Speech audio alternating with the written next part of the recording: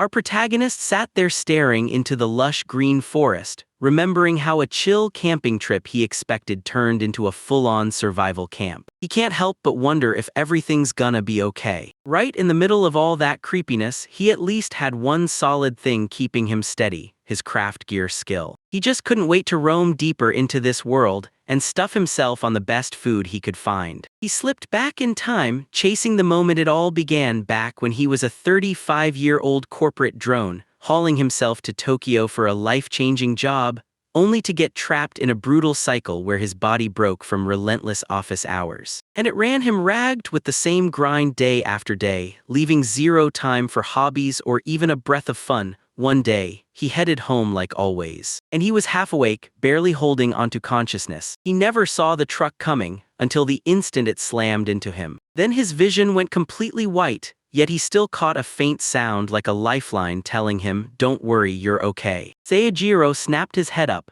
He swore he was hearing the goddess's voice. And she calmly told him his body was completely broken, and then he died. Seijiro shot back, "Wait, when people die, don't their souls vanish?" And the goddess just smiled and said it was the most obvious thing in the world because he was proof, still there, somewhere. She joked that, all seriousness aside, one time he did something kind for her. He picked up her statue from the ground and put it back in the shrine, and that simple act forged a connection between him and the goddess. And then everything changed. And because he was such a good, gentle kid, she'd be devastated to watch him disappear like that. So she decided to hand him one more shot at a brand new life. Life threw her into the unknown, and Seijiro couldn't help wondering if this felt like starting a whole new game. She said she could send him to different worlds, but before she moved him, she wanted to hear what he truly wanted. Seijiro wrestled with his answer for what felt like forever, then finally said he wanted to live slow, easy, and carefree. He refused to keep anything around that would drag his mind back to the brutal life he'd suffered before he died. Living leisurely doesn't just mean drifting through life. He's taking his time to feast on great food and soak up all the fun and comforts that come with it. Life feels like a camper who's actually loving every second, roaming, tinkering, making things with his own hands, somewhere quiet, away from the crowd. The goddess lit up and said, "That's a perfect wish," then leaned in like she already knew the exact words he needed. She blessed him with the craft gear skill and then hit him with the truth. With this, he'd unlock 2 powers. After she explained it to him, she also told him he could stash the gear he made in subdimensional space and pull it out anytime he wanted. So Gyro leaned in and thanked her like she just saved his whole world. With that, she shoved him into the other world on the spot and prayed he'd find a crazy good life waiting for him. She leaned in and said, "My name is Anna, the mother goddess," and she handed him her divine blessing along with the craft gear, something that would push him toward real power and real happiness. She urged him to grab life with both hands and live it with a real, joyful heart. As she squeezed out the very last of her strength on him, Seijiro couldn't figure out why she was doing it. Then, boom, he was ripped into another world and snapped awake in the middle of a forest. So Gyro decided to check out what it was like right here. And out of nowhere, his body felt lighter than it ever had in the past, like a wave of stamina flooded him, and for the first time in ages, he didn't feel tired at all. He never saw all these extra perks coming too, right along with the divine blessing the goddess dropped on him. And now he couldn't wait to get his hands on the divine tool he'd been handed. He fired up his craft gear skill, and the very next, something flickered into existence in his hand, snapping into a dagger shape. Seijiro couldn't believe it. Once the job was done, slipping the dagger away felt almost effortless. So Gyro totally dug it, like the heroes from his favorite anime. Next, figure out where he was, and even though there was the crowd he wanted, the silence was so thick it felt like this whole place had no living souls. He pulled out his craft gear and summoned that dagger back out of nowhere. And now it's time to go camping, while monsters hunt you in this world. He sucked in a breath, ready to move, because talking wasn't going to get him anywhere. All he could do now was lock in on what was happening and figure out exactly what he could pull off. He remembers someone telling him that his divine tool can change form, and even if he throws it far away, it'll come back on its own. So he jumped at the chance and tried it immediately. Then his mind started reaching for a weapon other than a dagger. And in just a few moments, his dagger finally snapped into something real. That settles it, the goddess was right, because this tool can become anything he can dream up in his mind. And right now, he'd forged it into a brutal axe. Seijiro felt ice-cold confidence in his hands with that shape-changing tool, but since he had zero clue how strong it really was, he aimed it straight at a tree ahead of him. And he hurled the axe at it with every ounce of strength he had. Shock slammed through him as the axe connected. One brutal swing cracked the tree in half, and it started toppling like it couldn't stand another second. Even wilder, this tree was crashing straight toward him. Sejiro couldn't accept it. He refused to go down on his very first day, not like this. Panic snapped his voice as he barked at the tree, "Wait." Then right in the next second, it stopped cold, hanging there directly above his head. Sejiro never thought it would actually work for real, yet somehow, against all odds, he made it out alive. Seijiro snapped his mind back to it. His second power could lock things in place. Say he wanted to build a birdhouse, he'd have to pin down the board with one hand while he cut with the other, or hold the wood steady and nail it in place. Forward, when the world turns messy like that, this skill becomes his lifesaver because he can repair anything, no matter where he is. And if he can plant a board in midair, he'll whip up whatever he wants without nails. Just use that skill to bind it all in place. He can let it loose anytime he wants. It's like his divine tool lets him lock time and space for anything he touches. The goddess may brush it off like it's nothing, but Seijiro knows the truth. Pulling strings with space and time is pure, jaw-dropping power. Once Seijiro heard her explanation, he snapped right back to the mess he was in. He spotted the axe he'd left behind, snatched it up with slick precision, then reshaped it into a dagger again, because that crushing power was way too dangerous to unleash. And right then, he chose to craft a staff of his own. That would spot every bump in uneven ground like a built-in sensor. And before you charge ahead, scan the ground for snakes, don't stumble forward blind through the bushes. He grinned, then snapped the thing clean in half with his knife. And just like that, he cut right through it in an instant, smooth as slicing butter. He knew this tool demanded total respect. One wrong move and everything could go up in flames. Then he kept going until somehow he finally hauled out the stick, its surface stripped clean and peeled away. He also crafted a handle on its own, then snapped it onto the stick with pure skill. The stick was finally ready, and he could barely wait to test what it could do. He whipped it around and smacked trees and walls over and over, like the stick was basically solid stone. He could still see every part of the staff and rip the fix apart, removing the handles for good and then snap everything back into place. Now he's 100% sure, these crazy sharp knives and axes plus his fixing skills. This craft gear was straight up divine, and with it he could actually pull through and survive. He pushed deeper into the forest, step by step,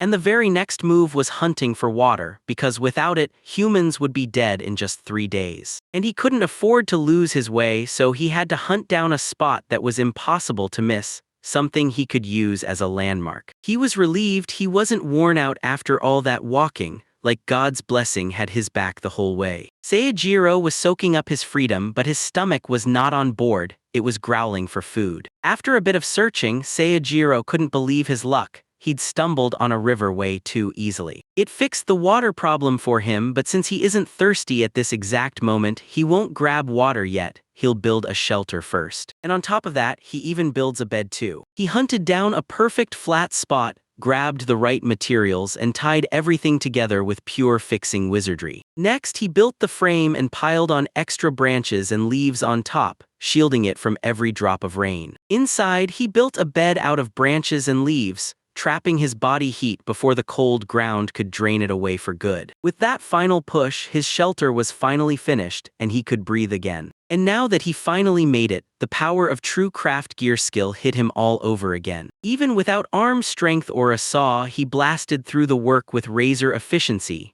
No stamina spent. And the wild part is, he hasn't even rested, keeps going non-stop and still doesn't feel a drop of tiredness. Seijiro spun around and there it was. A horned monster rabbit creeping up behind him. He couldn't stop wondering, was it dangerous or totally safe? But the instant the rabbit caught sight of him, Seijiro's instincts screamed danger, and he snapped his staff up in time to block the horned rabbit's sudden strike. In sheer panic, he hit the craft gear button and slammed the staff back into place, which locked the rabbit in place, freezing it right where it stood. The rabbit dangled there with its horn jammed in place, yanking and tugging like it could escape. Yet the horn refused to budge. Seijiro practically felt his own brilliance pay off. He kept his guard up the whole time because the moment he remembered that any mountain beast could turn hostile, he stayed ready for trouble. Because he finally understood, he snapped out of it, calmed down fast, and took action on the spot.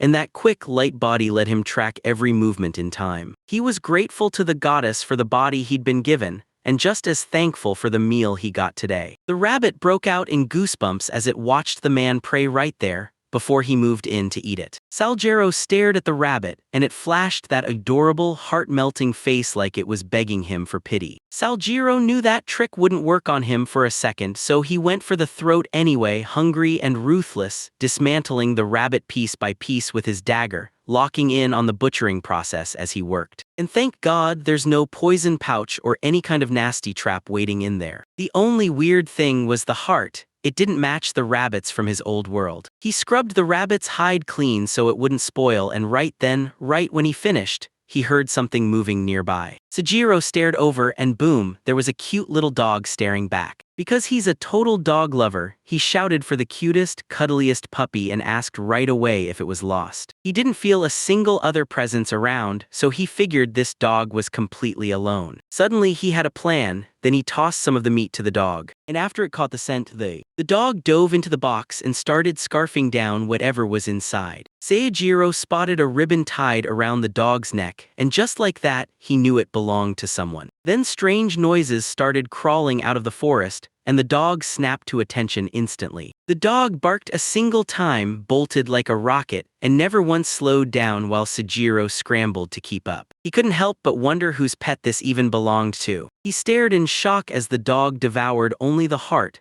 leaving every other piece of meat untouched. Suddenly, the loud sound from before roared closer, and Seijiro jolted in shock. Then he spotted someone perched on a branch, an elf girl clutching a bow, staring at him like she had no clue why he was here. And Seijiro couldn't believe it. He'd never seen an elf before in his life. That elf girl leaned in and asked him, "Hey, did you see a puppy around here?" So Jiro finally got it. She was the dog's owner all along. But before he could even speak, she spotted the meat and blurted out that he'd eaten the puppy. Sejiro leaned in and told her it was all a misunderstanding. He hadn't done a thing, and just a moment ago, the dog bolted off in a different direction. She let out a breath of relief and shot him an apology for ever doubting him. Now she had to catch that dog, so she bolted out the door without a second to waste. He fired off a quick good luck, and she vanished into the distance, leaping from one branch to the next like it owned the forest. Sejiro never thought the day would hit. Then he stared straight at an elf. And just like that, he dove back into work, cooking up a meal for himself, and after he hunted down the right materials, he finally got the fire roaring. And he's forging a fire-starting tool, the way ancient times used to. And since his crafting skill was top tier, he sparked the flame on his very first try. Now he's about to boil the animal hide and the pot.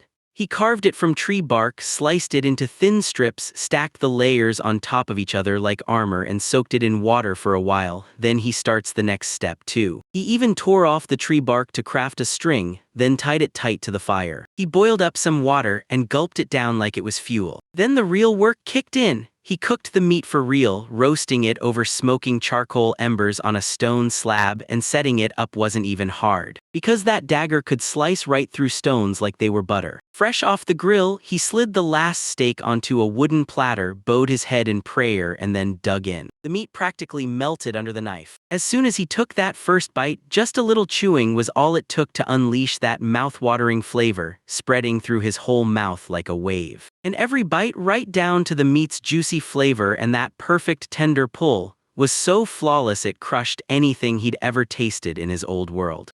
He can't stop. He keeps shoveling it in while he cooks up even more meat he already had. So Jiro stuffed himself to the brim and shrugged off the idea of saving even a single bite. He might as well try every last part, breathing that sticky forest air, soaking in the bonfire's heat, and listening to the flames crackle without a single soul bothering him. He craved this exact moment, and couldn't believe how long it had been since eating ever felt this exciting. After he stuffed himself, he still managed to save a chunk of the meat, because he knew it would carry him for a while. He remembered how to survive out there, finding a spot that could hold his body heat for hours, securing water to last 2 whole days, and stocking up on food that would keep him going for a while. If you didn't meet them, the wild could swallow you, and death was a very real chance. Good news, Seijiro somehow got everything ready on day 1, and with craft gear covering the basics, he didn't have to stress over utensils or survival tools. Then the world snapped to attention, barking erupted, and realized, oh no, it was the exact same dog from earlier. He couldn't figure out why the dog was here,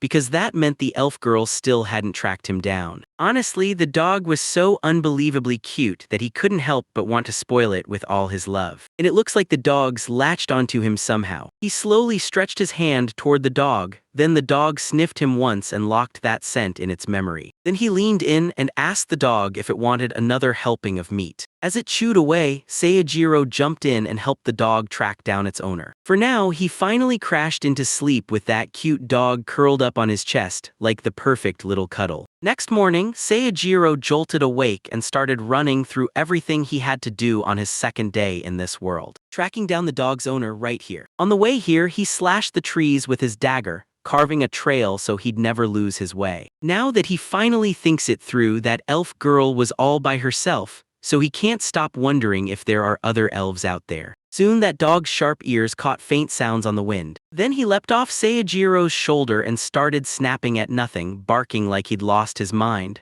So Seijiro couldn't help but stare, confused, like, what's wrong with you? The moment the dog took off running in that direction, it acted like it was begging Seijiro to chase right after it. Seijiro trailed the dog down the path, his mind racing. Was something big waiting just ahead? And just as he turned his gaze that way, a beast's roar tore through the air from the shadows. Seijiro heard those brutal roars and knew this wasn't some normal beast brawl. It screamed that a real fight was going down. He realized the only way to take down those beasts was the elf girl standing right in front of him. He chased the noise like it was calling his name. And when he finally got there, he saw this huge bird clash with a tiny shadow. The bird's wicked claws zeroed in on the tiny target, and the elf girl snapped into action, casting a blazing fire spell to counterattack in one shot. She hated every second of fighting like this. Then a dog barked right from the side like it was stalking the shadows, which snapped the elf girl and the bird monsters out of their terrible condition. Saljiro flashed the bird a wave, yanking its attention away. The bird swallowed the bait and came in for the kill, so he snapped the divine tool into a hammer and hurled it straight at it, believing he could fix it the instant it snapped into place on the bird. But when the hammer swung out and slammed the bird, the shockwave hit like a cannon blast,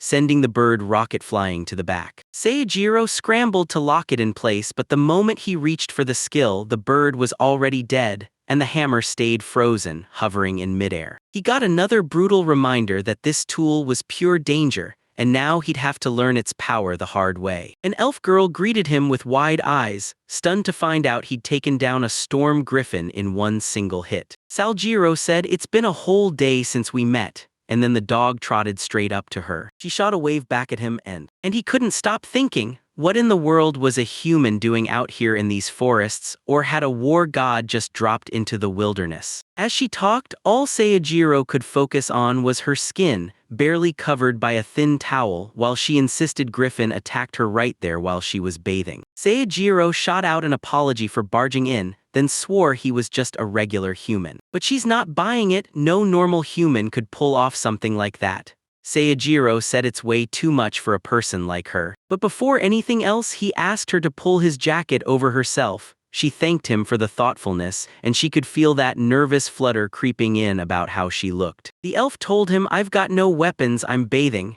and when that beast struck, she was left completely helpless. He just saved her life, and now she's ready to repay that debt. He shrugged it off and told her it was all because of the dog. He brought him here and even kept him warm while he slept last night. The elf girl dropped this bombshell: somebody's puppy had been left behind, and its own parents were gone. So she snatched it up. Could it really be that the one who saved her was him? That twist hit her out of nowhere. She grinned and named the puppy her lucky charm, and then she snapped her head up and introduced herself as Miss Cha, an elven wanderer who lived deep in the Divine Trees forest, and she demanded to know who he was. And our protagonist stepped forward and introduced himself to her again. He just got to this forest yesterday, fresh off the road. Then she rushed to grab her clothes and weapons, changed in a flash, and right after Saljiro looked at her and told her she was beautiful. Miss Cha's cheeks flared up as she demanded, "So, are you a total womanizer or what? Because your words are way too smooth." Words he swore he was only being honest, so she thanked him and moved on. Then she confessed that the monsters didn't just wreck her clothes, they tore through everything else too, until there was literally nothing left. Sujiro leaned in and asked if her village was close. If it was, he'd personally escort her there. But she snapped back that there wasn't anything nearby and that her village sat miles away. Then she hit me with the truth. She'd been surviving in this forest for about 11 years. He was burning with curiosity about whether she had some kind of situation, but Mr. shut that down fast. Then she vanished from his mind ages ago. She stayed trapped in that forest not because she had to, because pure stubbornness wouldn't let her leave. Turns out this place was blessed by the elven ancestors, and they named it the Forest of the Divine Tree. But at some point, their elf descendants suddenly couldn't live here anymore. She stepped right up to the tree and told him, wide-eyed, that this place was packed with strange creatures, and that these trees were the kind you could only find anywhere in the whole world. For 1,000 years, nobody had ever stepped foot in this forest, so her mission was simple: figure out how to put this place to use. Seijiro pressed her, asking why it had stayed untouched for so long, and when she realized he truly didn't know, shock hit her hard, so she just grabbed the chance and showed it to him. She thrust her short sword at the tree, trying to drive it clean in, but it only carved a tiny scratch. Miss Guys leaned in and proved it. These trees are as hard as stone. And it's the same with the monsters and plants, too damn strong to be anything like the normal ones. It happened so casually it felt like it was just the natural way of the world. Miss Cha gritted her teeth and drove her dagger into the tree with brutal force, all while flashing that flawless poker smile. Seijiro could tell she wasn't just standing there, she was showing off every ounce of her strength. She gripped with sheer willpower, and when she couldn't pull it off the usual way, she refused to go all in, then slammed. Even so, she could only sink about a third of her dagger into the tree, while Seijiro's blade buried itself all the way in. Mr. Brokedown swallowed her pride and admitted she couldn't match her strength. Then Seijiro leaned in and said he could pull it off only because of this tool. She hung on his every word as he explained how he'd made it here. And when he told her he was one of the sacred ones, her jaw dropped. Then she blurted out an apology for not realizing it sooner. He figured he owed an apology for his ignorance, because in this world, anyone who got divine tool powers straight from the goddess wasn't just special. They were called the sacred ones, and people worshipped them like priests and clergy. Seijiro told her, "Keep chatting with me like we're friends, no need to act all formal." Miss Cha figured she might know, so he asked straight up where to find salt, and thank his luck, she knew exactly, then offered to go grab it for him. Seijiro's grin widened because getting salt would flip everything. Salt doesn't just season food, it rewrites the whole flavor. And he was ready to chase every taste and enjoy as many as his heart could hold. He hated being a burden on her for a while, but Mr. assured her she didn't mind a bit, and reminded him, "You saved my life once already," so she knew she had to repay him any way she could. Then she dashed off to grab salt and a few more things, while Seijiro stayed right here waiting. He was genuinely shocked that he could stay calm and normal, even with everything piling up on him one after another. And he finally found the courage to thank the goddess for everything. Now he could barely contain his excitement. He was about to cook his very first meal with salt in this brand new world. After he gathered everything, he scrubbed each ingredient clean and soaked them in water until they were fully ready. So far, he'd been snatching up herbs that looked edible and pretty much matched the ones he remembered from his old world. Then he even tested a few yesterday just to make sure they wouldn't wreck him. And because nothing bad even happened to him, fate gave him the green light. But he didn't know it, the goddess had blessed him with a special body, so anything dangerous would get wiped clean before it could hurt him. Soon, Mr. stormed back in and demanded to know if he was cooking something. He nodded, told her he'd caught a rabbit for meat and promised he could cook it for her too, if she'd just give him some salt in return. She nodded and handed him a piece of rock salt. Seijiro couldn't thank her enough. And she vowed to do even more for him, so he could settle the score later. She said she could only rely on a few daggers and her magic for a while, so she might end up being a pain in a fight. Then he asked if there wasn't a town nearby. But the nightmare hit, she had zero money, and after that ransack she'd lost every single thing she could have traded to survive. And since she had to look after that tiny puppy, she couldn't spare a single second to do anything for it. She apologized for handing it to him like it might weigh him down, but he just waved it off, because he loves dogs. Mr. swore he was the good guy, but then reality hit and he realized he wasn't even close to her level. Then she asked if he was really going to boil the rabbit, and he nodded, grinning, saying he'd turn it into broth. He'd boil the rabbit's spine and rib meat into broth. First he'd blanch it, then scraping out the scum as it boils over. Once that sweet aroma hits, he strips the bones away and saves the clean top layer to simmer into soup. He'd love to strain, but this moment won't wait, and now Miss Cha's thrown him off. She's confused about something totally different and asks what broth and soup are. So Jiro was stunned, she didn't even know that, and it hit him like a punch. And told her she'd get to find out soon because he'd be cooking for her, and she couldn't wait to sink her teeth into it. The rush of diving into a brand new dish felt absolutely unbeatable. She also pointed out that the fact he caught a horned rabbit all by himself was straight up incredible, because that thing is notoriously hard to snag, and even nobles would kill to get its meat. Sejiro leaned in and asked, if you caught one, what would you've done? She said she'd just roast the whole thing and turn it into a feast, and Saljiro couldn't even picture eating meat that way, so he decided to cook it up fast. He told Miss Cha she could play for a bit, then he ditched everything to go hang out with the dog. Meanwhile, Seijiro felt awful for these guys. How could they not know about food this incredible? He tasted it all his life, back in a country famous for every kind of dish. Once the meal was done, he ladled out steaming broth and piled in every seasoning he could snatch from deep in the forest. Miss Gia lit up with pure excitement. She'd never laid eyes on a soup this beautiful. She took one sip of the soup and felt the flavor hit her tongue, and told her it was absolutely delicious, because she hadn't tasted anything this good in over 100 years. Sojiro was seriously grateful for her, and now he sat down to eat. No joke, that salt completely flipped the flavor of the meat and turned the whole dish way tastier.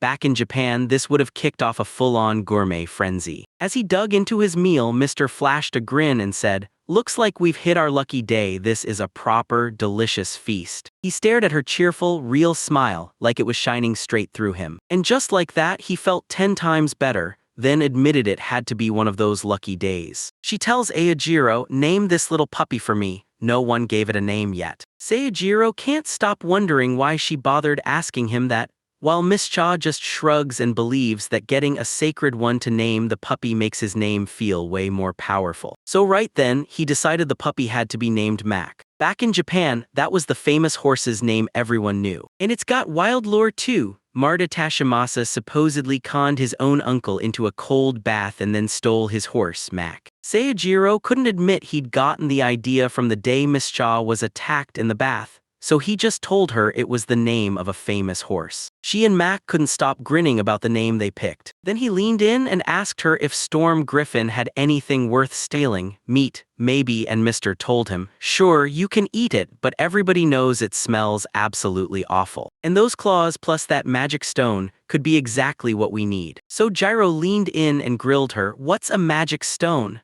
But she clearly had no idea what was coming next. It was like the monster's core was forming inside their own heart the moment they got strong enough. Those things are way too valuable to waste, so she told him to stash them every chance he gets. She raced over to the griffin, grabbed a magic stone, then showed him exactly what it looked like. And this one didn't just break, it got completely shattered. So Sojiro decided next time he'd aim for the head, because it was his hammer that crushed this stone. She warned him to stay sharp, some monsters don't stay down, and then asked if she could feed those magic stones to Mac. He couldn't help but wonder if that would even work for him, and she told him, sure, you're small, but to grow, you'll have to gulp down a ridiculous amount of mana. Sojiro finally clocked it. Mac must have chowed down on the same stone back then too, because the second Sojiro handed him the rabbit, everything clicked. Then she leaned in and told him Griffin's claws were rumored to purify anything they touched. If he soaks them in water, he dodges stomachaches,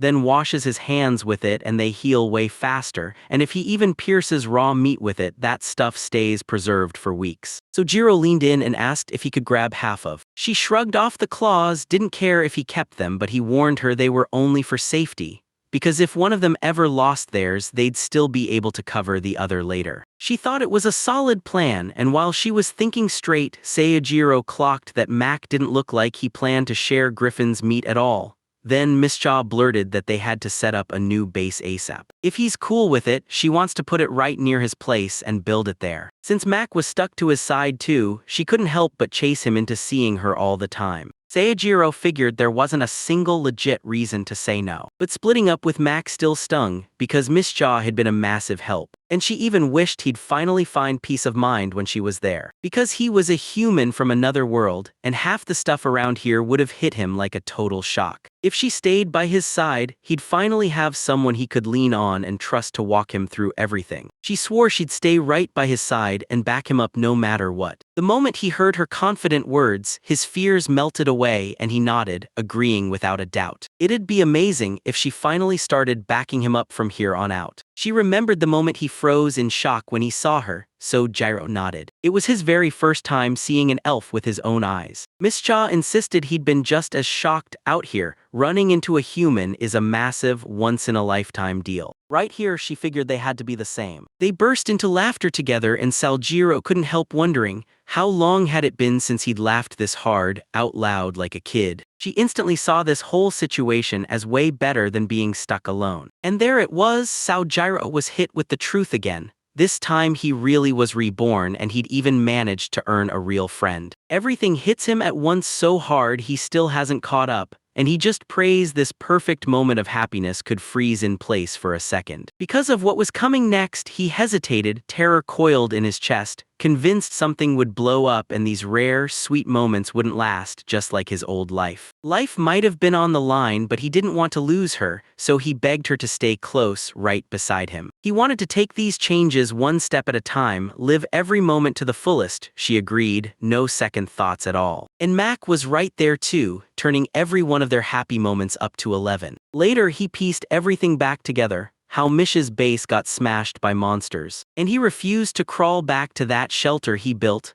because everyone knew it was just a temporary stop. They picked the perfect spot and started building their new base, and she got the job of hunting for monsters, spraying monster repellents as she begged him, "Don't you dare cut any trees that have marks on them." He pitched the idea, "Why don't we build something first, like a place we can use as the base for monster repellent magic?" She asked, "Are you sure? Because that's the brutal part." But he promised it would be a breeze once they had divine tools in hand, and with the two of them working together, they'd build everything faster than ever. She took his suggestion and told him to fill her in right away. If there was anything she could do, she wanted to help. She shot a glance around as she walked off, leaving him to his grind. Then he dove straight into the first job, leveling the land. He slammed the shovel into the dirt and dug until the ground gave way. Then he tore through it with a leveler, making it even more. And just like that, the plan snapped into place perfectly. Now it was time to tear into the work and haul in building materials. So he stormed over to the tree, slammed in an undercut to set the fall, then overconfident with that overpowered axe,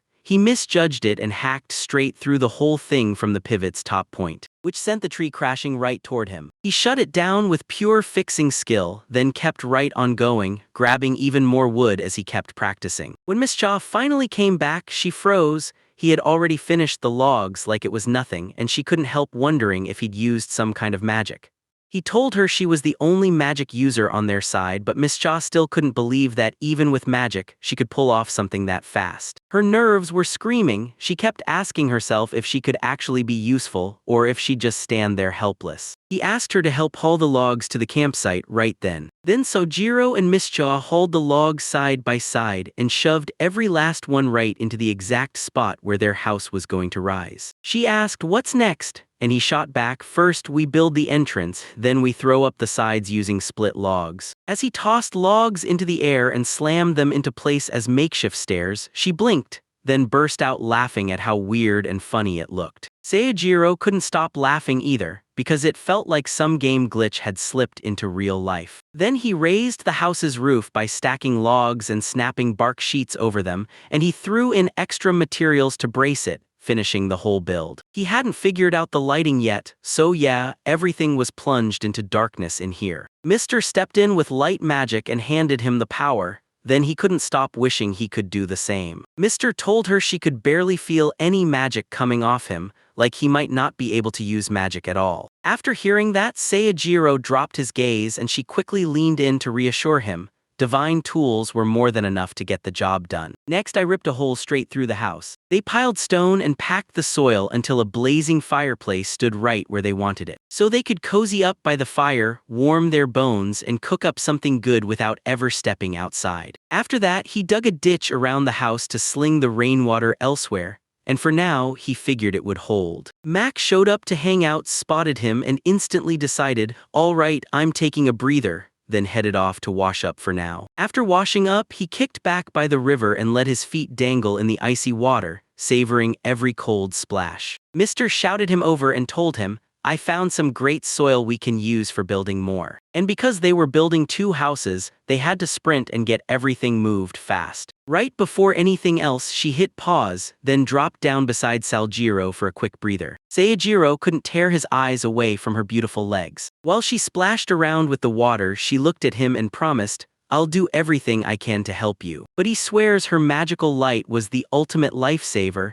She's not buying it for a second. Seijiro reasoned that a little light would beat a campfire in every way, but he refused to make her feel guilty by letting her carry the whole job on her own. She laughed, saying making things with him felt insanely fun, and then, close enough to breathe, she whispered his name right into his ear. That close distance made tension snap tight in Seijiro's heart. But it turns out she only wanted to brag that she used that wooden scoop for the first time. Then he snapped back and corrected her, saying, no, that's a shovel. But from everything she's seen, shovels look like tiny one-handed tools. Then he grins and tells her, no, that's a scoop, right as he's about to. To fix it, a scoop had to become a shovel, and a shovel had to turn into a scoop. She looked totally lost, and Seijiro burst out laughing at her reaction. She smacked his head for making fun of her, but he couldn't stop. Turns out people might call the same tools totally different names depending on where you're from. Then he leaned in and told her, all right, it's time to start the soil work. He crushed clay, dried grass, and sand with water until the mix felt just right, then smeared it across the outside walls of the house to shut every draft out. For now, he slammed together a shaky door from a sheet of bark, then called it a day and wrapped up his work, leaving them with just 2 houses to choose from for the night. She was buzzing with excitement. This wasn't the kind of dream you build overnight. Miss Gia leaned in and asked if she could really live here too. He nodded and agreed. She'd helped him big time, and if he was going to live here right, he figured he'd better build himself a real bed. Miss Cha got flustered the second she sensed something off, because in this world, people love to whisper that a guy who's picky about beds must be hanging around brothels way too long, so Jiro shot back that he wasn't some kind of pervert. Then they scattered to their own houses, but later she showed up at his door, breathless, asking if he was still awake. Sejiro let her in, and she showed up because she'd forgotten to turn off the light, figured she might as well fix it since he'd already fallen asleep. Seijiro tried to stay awake a little longer, and that instantly sparked her curiosity. Was he cooking up something? He shrugged it off, said it wasn't anything big, just something he felt he had to do. Saljiro was carving a statue of the goddess when Miss Cha shot him a question. Is this the same goddess you met? That goddess statue was ridiculously beautiful, like it was glowing with divine power. Seijiro admitted he'd never once seen the goddess's face, only felt his hands moving, all while her voice echoed in his ears. Miss Cha got what he was saying, and somehow it still sounded beautiful. She just knew the goddess would be thrilled. He nodded along, and then Mr. grilled him, asking if he knew the goddess's name. Seijiro shot back that it was Anna, the mother goddess, the very founder deity. Mr. dug through his memories for her name, then realized he'd never heard of her before. She couldn't help but wonder, Maybe some ancient elf knew the answer. Seijiro said more words, the ones the goddess spoke, and she swore she'd burned her final power on him, leaving him wondering if she'd picked someone with sharper ambition, maybe more people would have learned her name. Seijiro thought his wish was so small, yet it left him baffled, like, why him, and why would the blessing pick the right guy at all? Miss Cha read the doubts on his face and told him this goddess must have been unstoppable. So when Seijiro asked why she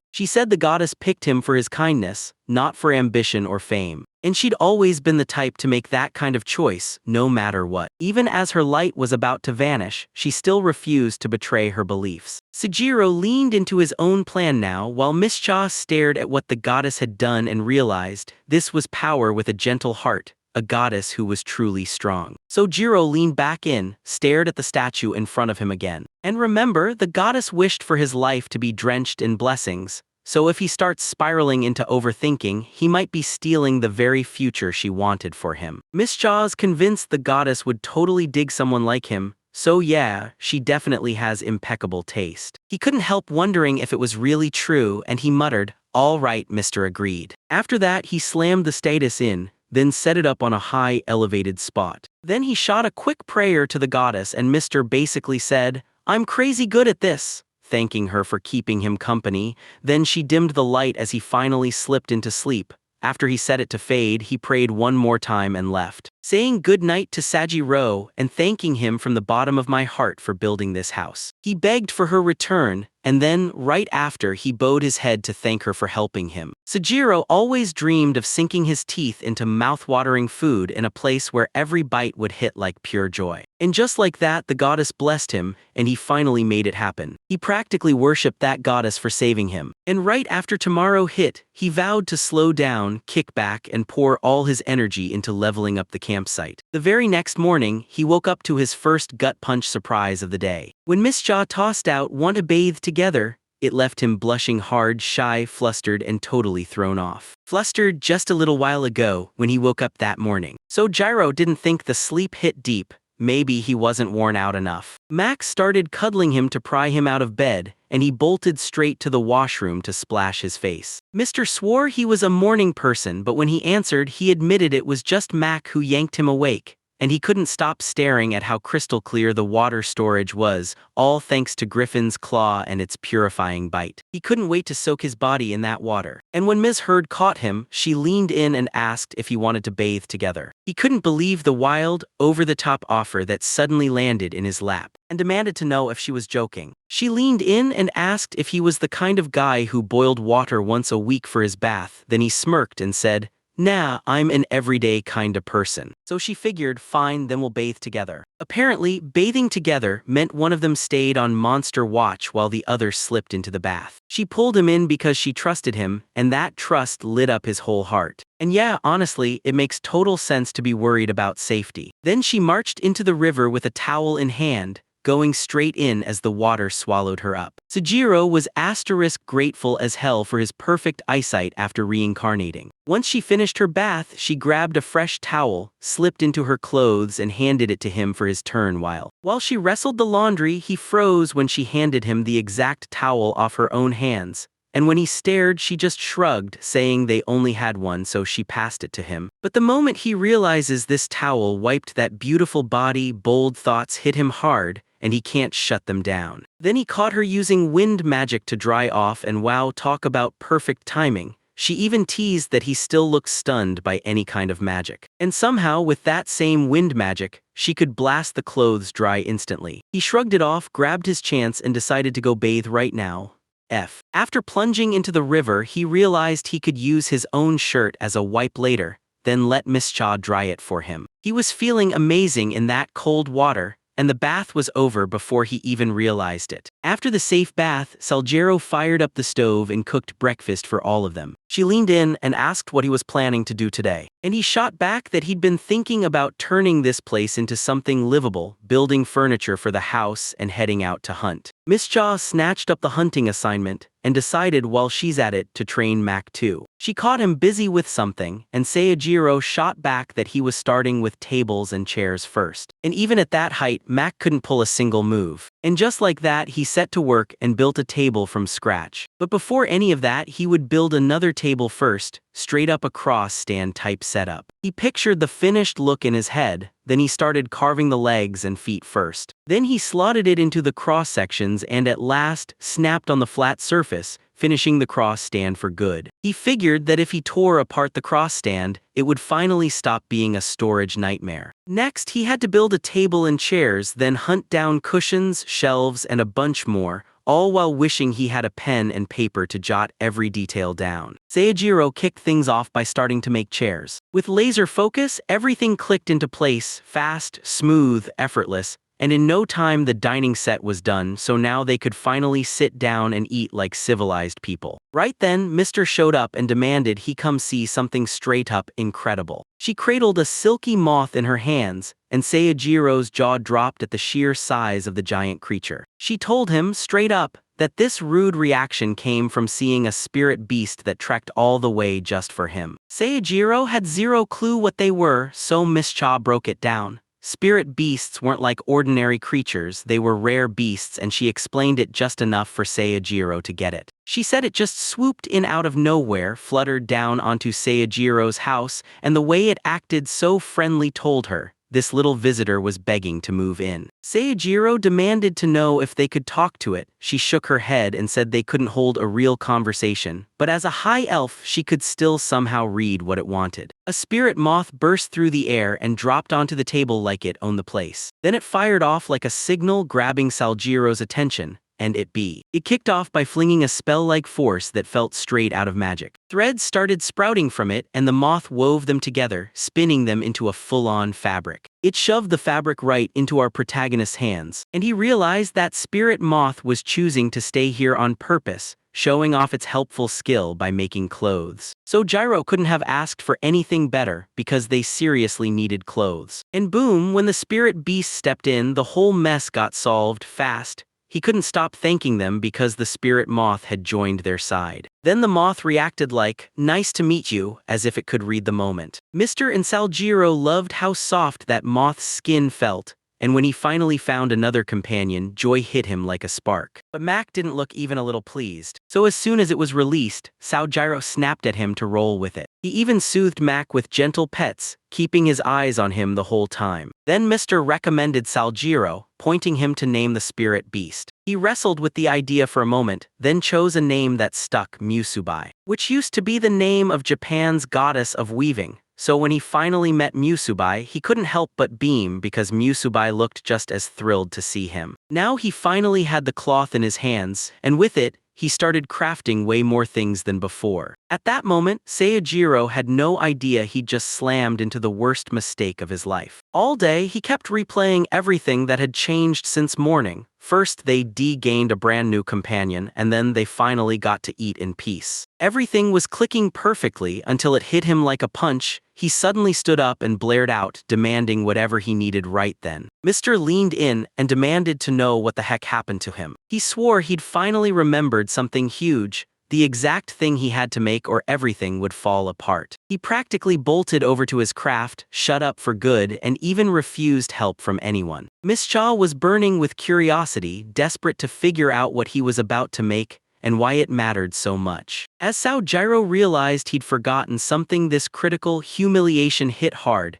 He'd blown right past his basic priorities in life. Once he was done gathering the building materials, he slammed them onto the table. Now all that was left was pure, hands-on work. For a while he dug non-stop, carving out a deep, wide pit in the ground roughly 50 meters down. Then he packed stones around that hole and built the foundation in place. Then he stacked a whole structure on that foundation, snapped up the walls, and boom, his shed was finished in just a few moments. He couldn't afford to build anything sloppy, every detail had to be razor precise because this mattered too much. Once the structure was finished, he slammed a hole straight into the floor. Then he crafts a smooth, toilet bowl-shaped log. Now it was crystal clear what he was building. He slammed the lid onto the toilet and the whole thing clicked into place. With a water pot, a bar of soap, and replacement leaves. After he slid the last piece of fabric into position instead of those toilet rolls, he finally snapped the toilet together and called it finished. That toilet had to be finished fast, so he got into overdrive and hammered out every detail as he built it. He can't figure out why he didn't make it sooner. And since this one's about to run trouble-free for a while, he decided to watch it closely first before he changed a thing about the waste burial. So now he had to try it immediately. Once it was done, Seijiro finally exhaled, all calm at last.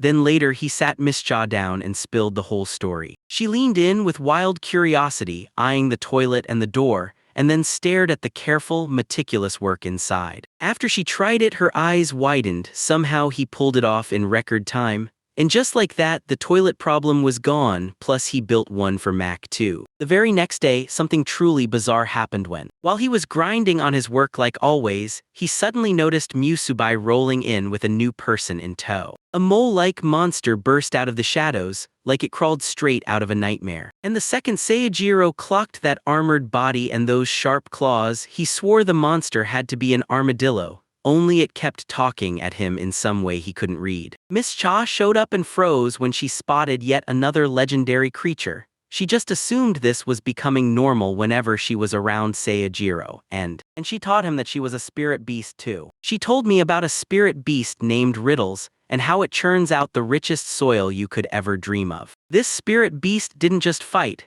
it specialized in farming and digging holes like it was born for the work. And Saljiro stared in shock. This guy could use magic too. He decided to name the kid Yukutama a name that once belonged to a Japanese god of harvest. Yukutama looked like it was trying to tell everyone something, and Miss Cha leaned in and told Seijiro it wanted to care for the plants by rerouting the toilet waste into plant nutrients. Seijiro loved the idea of letting Yukutama take charge of the composting. He couldn't stop wondering what he was supposed to feed this guy in return for the help, because Musubai only eats leaves and salt water. And from what Mr. recalls, the Riddles chow down on trees, water, and fruit. So Seijiro shrugged, figured they had trees in bulk, and decided he'd scout the forest for fruit too. Miss Cha said Yukutama wanted to grow its own fruits, so Seijiro could finally rely on himself and become way more self-sufficient. And yeah, this also means Yukutama would have to get its hands on some land. Now it's his turn to grab the shovel and tear into the farmland to get it ready for planting. First, he headed to the spot where the tree stumps still sat there from his earlier cutting. To rip out the stumps, he'd have to dig around them and yank them free, but with no heavy machinery, that manual grind would be a real nightmare. Because first he'd have to slice through the roots, then yank the stump free with raw, brute strength. This whole process was a pain, so he kept dodging it, until now, because he just didn't want to deal with it. But after everything he'd fought through so far, he finally realized something huge.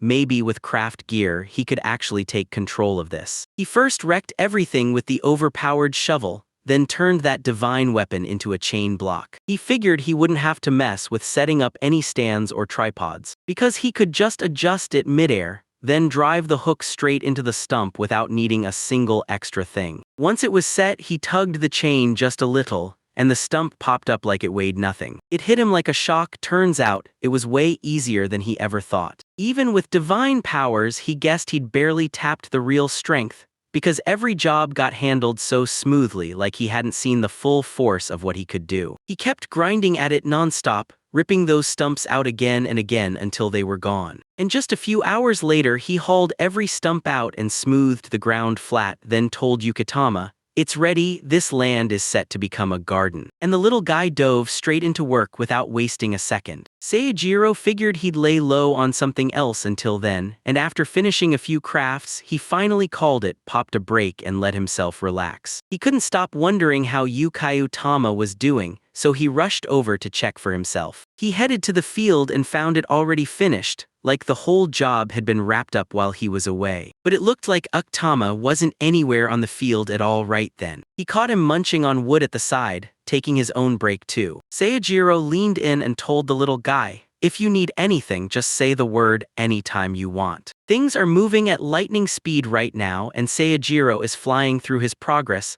unlocking even more options as he goes. He split the work up. Musubai would handle tanning the hide, and then they handed over the organs and bones to Yukitama to use as fertilizer. He was relieved, nothing was going to get wasted anymore. And Mac was totally vibing with them too, like they'd clicked instantly. And now that I'm thinking about it, he's been running into these shockingly rare creatures one after another. He turned to Miss Cha and demanded a clue on why all this was happening, only for her to grin and say they were being drawn in by his divine aura. It's only natural, the sacred one carries divine energy right inside their body. He checked with her and grilled the details. She swore it wasn't bad at all, it was the exact opposite. And just like that, the chaos would chase him for the rest of his life too. She warned him, "Don't you forget it, the very first rare creature you ever laid eyes on was me, a high elf." Sojiro was dead sure that if this was the fate he'd been dealt, he'd gladly see it through to the end. And he couldn't stop smiling because Mr. was right there with him. With that grin, Mr. suddenly got shy as hell and completely froze with no idea what to say back. Sojiro even thinks more with them too, so the food was bound to taste way better. Later that day, Miss Cha tracked down a massive demon boar for them, swore she just happened to spot it and crush it herself, and Sojiro couldn't believe his luck, like everything kept going right. Meanwhile, inside the Adventurers Guild in the closest town to Forest, a hooded stranger in dark shadows slipped up to the reception desk. The receptionist snapped, "Show me your guild cards." Then he studied the card closely, just like that. Her eyes went wide with pure amazement, because the person standing right in front of her was Gianna, big name, Black Sea Guild. Her booming voice sliced through the air, and every head in the room snapped toward her. They didn't see it coming. The infamous Iano showed up, but in person he looked tiny and scrawny, not at all like the legend. The looks were a total lie because that woman wasn't just anyone, she was the royal court's personal mage. The question hit everyone at once, what was she doing out here? And the receptionist pressed even harder, what brought Yano to this place. Yano announced that she was on her way right now to the forest of the divine tree. Next day, Sojiro suddenly realized they'd run out of salt fast, and he hurried to Miss Cha, demanding to know where she was getting it from. She hauled it in from the downstream and stared at it like, "So, are we really about to go out and gather even more? They need to stock up on more than just salt, grab the essentials too." She told him there was a real human town downriver, and that he'd better come too. Seijiro had no clue about the town until Miss Cha told him she's always collecting things here, selling them for coin, and then using that money to buy what they need back. The second she said the town had pepper too, Sojiro snapped and decided she'd go there no matter what it took. What, getting pepper mattered too because it could fuel his future meals. But he still swears he's got nothing to sell, and she just laughs it off, saying it'll be fine because it's him after all. So they sprinted downstream for the town, hauling Musubai along and leaving Yukitama and Mac behind to guard the house. On the journey, she told him it takes 3 full days just to get there, so they'd roll into town on the morning of the 4th. Seijiro was sure it would go on forever. But Miss Cha didn't buy that at all. High elves had their own way of measuring time. She felt it in her bones, snapped to him and warned, "A monster's coming from the right, watch it in just a few seconds." Sojiro knew this trip to town wasn't going to be smooth, it was going to throw him straight into trouble. Then the horned rabbit ambushed them out of nowhere. Sojiro tightened his grip, ready to swing the hammer. But before Musubai could even blink, the thread shot hit, and the rabbit was already crushed. Both of them had to swallow the truth. Spirit beasts were insanely strong even if they looked fluffy and cute. On the way, Miss Cha kept her eyes sharp, sniffed out any monsters closing in and made sure they didn't get jumped by a whole swarm at once. They inched forward with nerves on edge. They fought tooth and nail against the monsters, but they still couldn't dodge them. Then she felt it, something huge was coming, and warned him to stay razor sharp and extra careful. This time it wasn't just any monster. It was a 2-headed snake beast, and Sojiro was suddenly shaking with fear because that thing was absolutely enormous. He forced his pounding heart to slow down and steeled himself to stick to the plan. First, he was going to grab the monster's attention. While it was momentarily distracted, Miss Chia slipped in from the perfect blind spot and struck, taking out one of the monster's heads. Then he blasted it with fire magic. With one head snapped down, her job was finished. Then the snake lunged with its other head and she didn't even have to lift a finger. Because it was Seijiro's job to smash the other head with his hammer, he swung, then luck hit hard. The blow landed clean and the hammer reappeared instantly in his hands. He circled the snake monster's body, staring at it like, wait, this speed is way faster than I ever imagined. Out of nowhere, the snake's last body parts lunged at him, and he barely managed to slam his divine bar tool up to block the strike. Then he slammed the snake's body with the rod and flipped the fixed skill on immediately. Now the snake was stuck and couldn't move. Just like that, taking it down became way easier. Lucky for him, Miss Cha had tipped him off ahead of time, because without that warning he'd have been finished in an instant. Even with its head gone, the snake monster was still pure danger. She rushed to check if he was okay, and he shot back asking if she was fine. She snapped back that yes, she was sure, and then warned me the snake's head was already regrowing. They smashed the snake's head one last time, and that was it. The monster finally died for good. Mister couldn't believe they actually pulled it off. And the fact they pulled it off without tearing the snake's body at all, just dealing with the heads, was straight up mind-blowing. He figured that if the snake still wouldn't stop after all that, they'd have no choice but to hack it into pieces until it finally couldn't regenerate. Miss Cha lunged forward, buzzing with excitement. Venom's snake cell had magic stones and gallbladders, and someone was paying a ridiculous price for them. While Seijiro couldn't believe she'd been that meticulous about keeping the snake's body intact just for the money. And she said it was the perfect shortcut for them to grab materials now, so they could trade later. She warned him straight up, the next monsters were going to be brutal. He braced himself and followed her lead, battling every kind of monster with her through the day. Then they pitched camp as the night rolled in. For sleeping, he figured the smartest move in the middle of the forest was simple: strap up a hammock and let the night take him. He stuffed one in a bag just in case, easy to roll up and it takes barely any space. It keeps their body hovering off the ground, locked in place just long enough to hold their heat at the right temperature. And if he rubs insect repellent onto the rope, he creates a shield. No insects can latch onto him. He couldn't thank Musubai enough for weaving that hammock. And then Miss Cha leaned in and asked if she could grill the meat today. For dinner, they dug into smoky grilled snake and a steaming herb soup. And to his own shock, he ended up loving the snake meat. Yeah, even with that strange smell hanging in the air. While they ate, Miss Cha leaned in and told him he could become a top-tier adventurer, because he could march through the forest like it was just a casual stroll. He insisted it was only the goddess's blessing that got him through. And honestly, adventuring just doesn't fit him. After that, they finally crashed into sleep while Musubai stayed up guarding them all night. On the third morning, Mr. leaned in and promised him, "We'll hit a road soon." And from that moment, it's under an hour before the town is right there. Then he felt it. This stretch of forest suddenly didn't feel the same anymore. She leaned in, dying to see what he'd spot, and she reminded him it was just a normal forest. Even so, the magic around him stayed thicker than usual, like the divine tree forest nearby was quietly boosting every spark in the air. And yeah, these monsters don't just hunt you, they terrorize every other adventurer who dares to come around. Every time humans had to wipe out parts of the forests, they gathered top-tier soldiers to hunt down and control monsters. And honestly, it sounded like straight-up fantasy. And she also warned that tiny monsters sometimes crawl out of the forest, then smash into the fields and go after the livestock. When she said those monsters tore up normal adventurers, it all clicked for him, so they decided to team up and fight in groups. When it comes to magic stones, only the biggest, meanest monsters cough them up.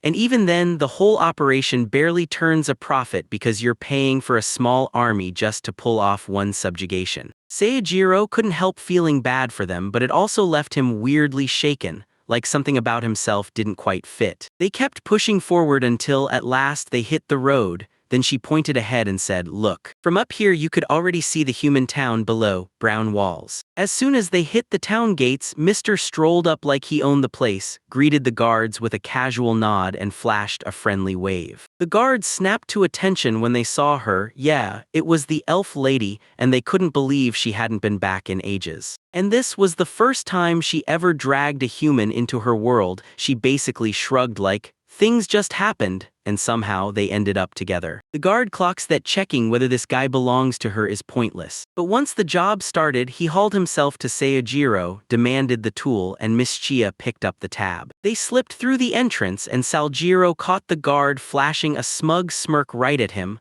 like he knew something Saljiro didn't, and it instantly made him wonder what that look meant. No matter what happened before, they were in Brown Walls now, a human town that fed itself on supplies from the divine forest. To Saojiro, this place looked calm, almost like nothing bad could ever touch it. And Miss Cha leaned in and told him she'd been coming to this town for 20 straight years, so everyone treated her like she was born there. Now he finally got why she flashed through that gate, and then she went even further. She told him she'd once done the Lord a favor here back in the day. And the gatekeeper, she's known him since he was a kid, so the moment he spotted her again, he threw his arm out, pointed at her, and screamed outside. He guessed the guards were being nice now because they'd grown up, and when she asked what he meant by that, he couldn't just tell her that a stunning woman who looks younger than he does will always leave them both blushing with that nervous, shy feeling. And it also made that smirk make sense back then, like the guy was already assuming that Shijiro was just another poor soul under an elf's charm. Next, they tore off for the trading company and burst in right at the gate. They heard a guy roaring at a greedy merchant, then bolted out of the place with pure fury in his gut. Then he spotted our guy and grilled him, "So what business do you have here?" Saljiro's nerves were on fire, and then Miss Cha leaned in and asked the guy straight up if he was fighting again. He stared in disbelief at the mischief in that man's eyes, figured he'd better wish him luck, and then bolted before trouble caught up. Right then, someone burst out of the trading guild, snapping and cursing that lousy painter, directly calling out the dark-haired guy from earlier. This time it looked like some ancient merchant, cap pulled low, glasses perched on his nose like he'd been around forever. He clocked Miss Cha with a single look and instantly figured she was early this time. Then she snapped that the situation had shifted and she needed some supplies right away. So he pieced it together, then his eyes snapped to the other guy she dragged along. He stood there, frozen in shock, and covered his face, because the elf lady hadn't brought anyone with her for the last 20 years. He lit up when he met our guy and introduced himself right away, Dolaro, the head of this trading company. Seijiro popped right in and introduced himself right after that. Dolaro leaned in and demanded to know exactly what was going on between him and Miss Cha,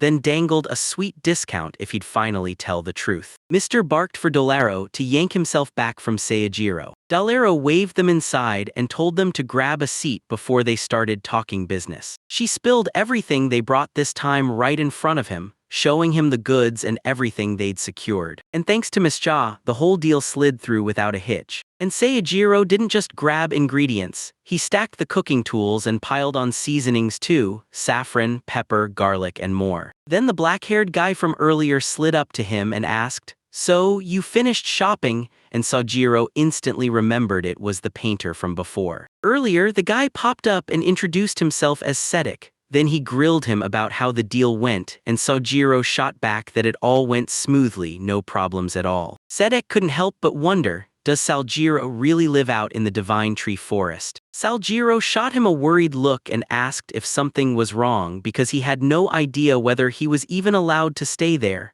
Sedek just reassured him that everything was fine. No one could step into that forest, its dangers were too brutal, and even the lordship rights couldn't be claimed on land where their power never reaches. Saljiro lit up at the news, but Sedek couldn't help wondering, how did Saljiro even live there? Because even chopping down a skinny tree demanded hours of non-stop swinging, and with monsters lurking everywhere, it makes it brutally hard to even think about stepping foot there in the first place. Seijiro shot back that he could fell the trees the normal way and somehow just fine. Cedric lit up and told him that in that forest the trees were next level, like top-tier lumbars, and Saljiro just stared, clueless about how different they even were. Sedek listened to Sojiro's answers and realized he hadn't tried selling charcoal yet.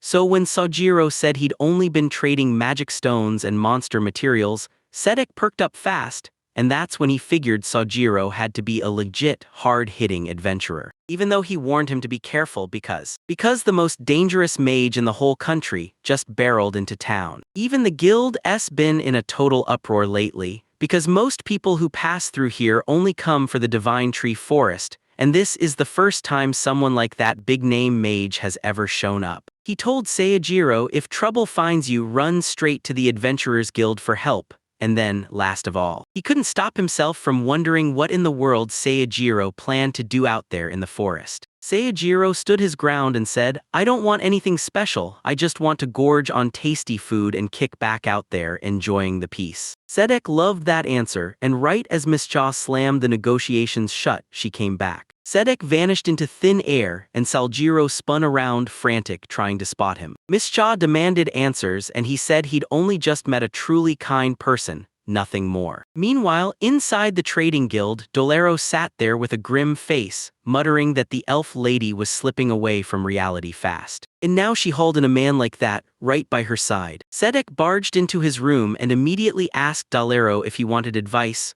or anything at all. Dolero snapped at Sedek, warning him not to charge in like that. He'd come personally, because if some lord waltzed in here so casually, it'd set a horrible example and disrespect everyone's station. Turns out Sedek wasn't just some nobody, he was the Viscount of the Brown Walls town, and he's dead set on ditching empty dignity for real, meaningful action. And he figured it'd be too interesting to miss, so he showed up anyway. But when he pressed for the truth, Dolero spilled it, showing him the exact items he'd gotten from that elf lady and her companion, which were truly top-tier, massive magic stones, picked up alongside the gallbladder of a giant venom snake. Dolero convinced himself it was way too easy to just sell top-tier items like these. They even claimed the gallbladder could cure every poison on Earth. Normally, breaking a beast like that would chew up dozens of nights, so if Dolero didn't demand a price that matched the grind, it'd be pointless, and even a single scrap of those materials was insanely expensive. Sedek reckoned that if it wasn't noble blood, nobody else could get their hands on these materials. And even Dolero, with everything he owned, couldn't buy them.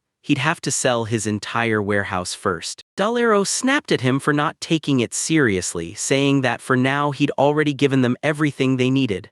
But even after tossing over a mountain of luxury goods, the value still wouldn't match up. And that guy warned him to keep the secret to himself for now, because he'd be leaning on this town again down the road. Dolero can't believe it. Now he's stuck owing someone who's worth more than his entire life. Sedek stared in disbelief at Saljiro's moves, realizing this guy clearly knew the game of commerce inside out. Dolero tossed them some cash too, but they snapped, "Hold it, keep that money here, we'll have enough baggage on the way back." So Dolero handed over a deed instead. Sedek couldn't stop laughing when he saw Dolero get dragged into paying off that debt. Sedek nodded like, "Yeah, that's it," and he couldn't believe it. He'd actually promised an elf, the kind who keeps her word for a full 100 years no matter what. Cedric couldn't believe it. Seijiro somehow held his ground with a high elf like they were equals, and on their very first meeting he already had Dolero owing him big time. Something in his gut told him, right now everything was about to change. Dolero figured the same thing, because that elf lady normally shows up only once every year or two, but this time she arrived early and dumped way more goods than she ever does. So that means that guy could be secretly helping her clear out the Divine Tree Forest. Sedek can't possibly know for sure, but he was convinced Seijiro had to be tougher than Sedek, strong enough to pull off magic stones of this insane quality. And if Lady Luck really smiles on him, he could be stronger than an entire army all by himself. He might look all smooth and easy on the surface, but there was way more to him than just that charming face. And on top of that, Seijiro told him straight up, he slices through the Divine Tree Forest's trees every single day. At first, he figured it was probably just a joke, but seeing what was happening right now made it feel painfully real. Dolero believed that, and he never imagined he'd get scared twice in the same short span for a guy his age, especially not when that terrifying mage finally touched down in town, the one everyone swore had power to drown a whole ship. Good news, she slipped into the forest without stirring up a single problem. People whispered that mage was Iano of the Black Sea, but nobody had a clue what she was planning to do inside the Divine Tree Forest. Cedric's chance to ask her slipped away, and as a lord, these incidents leave him with a tight, aching lump in his throat, like he can't swallow the feeling down. Dolero figures it out, no matter what happens next, he can't catch a peaceful death just yet. But Sedek was itching to make him suffer, right even after he'd become undead. Meanwhile, Mr. told her she'd follow the plan exactly. So grab some rock salt and a few more essentials, then sprint back home. And Saljiro, he was already turning back to Bass first with Musubai right beside him. They scrub each other clean, praying right there in the moment that they both stay safe. On the way back, Seijiro took a detour to the one stop he'd been desperate to hit first. Little did he know dangerous mage Iano already slipped into the forest,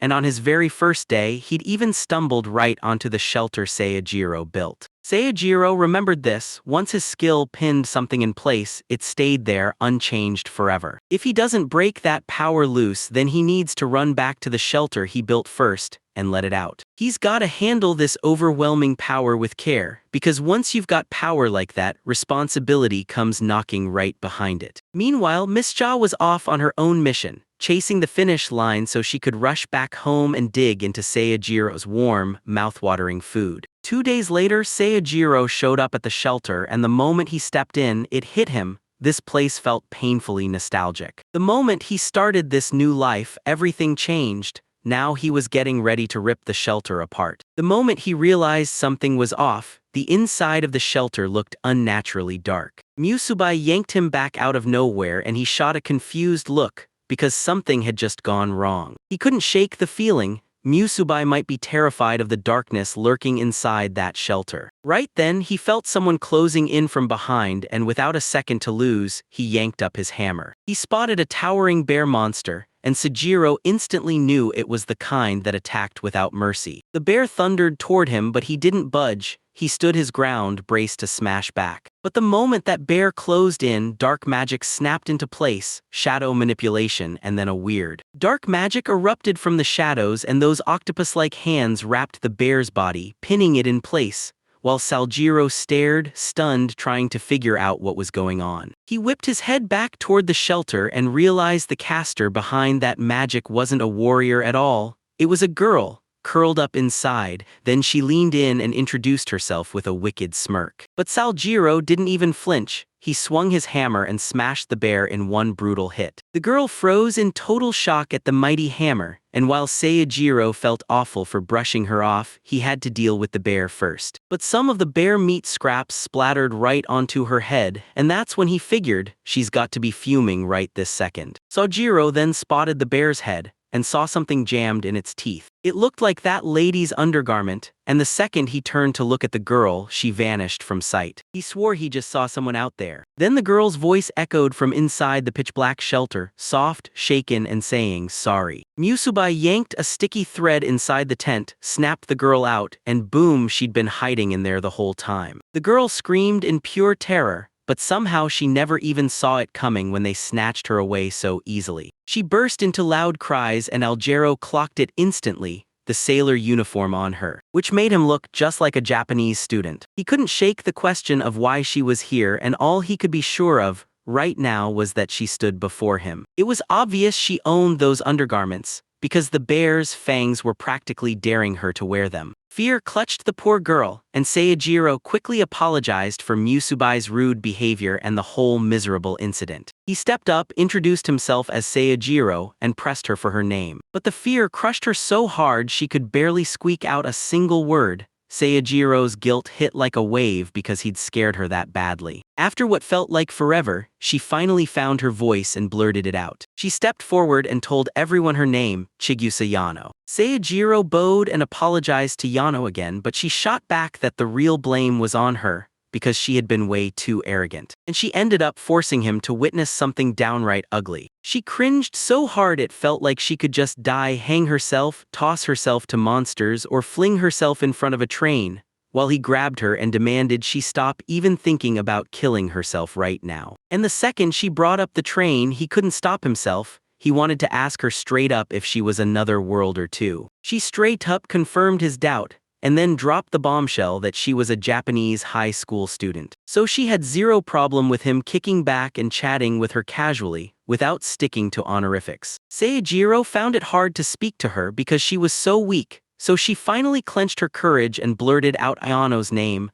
right as she heard him stumble and burst into a laugh that sent her freezing again, and Seijiro knew he had to apologize one more time. He swore he wouldn't do a thing so she could finally calm down, asked if he really meant it, and he shot back yes, even reminding her he was Japanese too. She couldn't help grinning. Meeting another Japanese guy felt like a lucky break. And Saljiro couldn't help wondering if more of them were roaming around out here, while Giorno teased him, asking straight up if he was an ice beginner, judging by how he was talking. Jono insisted loud and clear that she'd been trapped in this world for 4 long years. She leaned in and told him, otherworlders are the rarest of the rare in this world. And the fact she'd been here for 4 whole years hit our guy like a punch to the chest. He quizzed her was she in uniform cosplay, and then blasted that after spending so long here she should have already graduated, except she stared back like she had zero memory of ever finishing school. And in this world, aging didn't just happen slower, it got dragged to a crawl. So yeah, she was all in body and soul, and she was still just a high schooler. Just so he gets it, she was a cheat-tier mage in this world, famous all over as an A-rank adventurer. Seijiro couldn't believe it. He asked how a girl like that ended up resting in the shelter he'd built. She couldn't believe it. This brutal, rock-solid shelter was built by him. Since this was the Divine Tree Forest, she strutted in like she owned the place.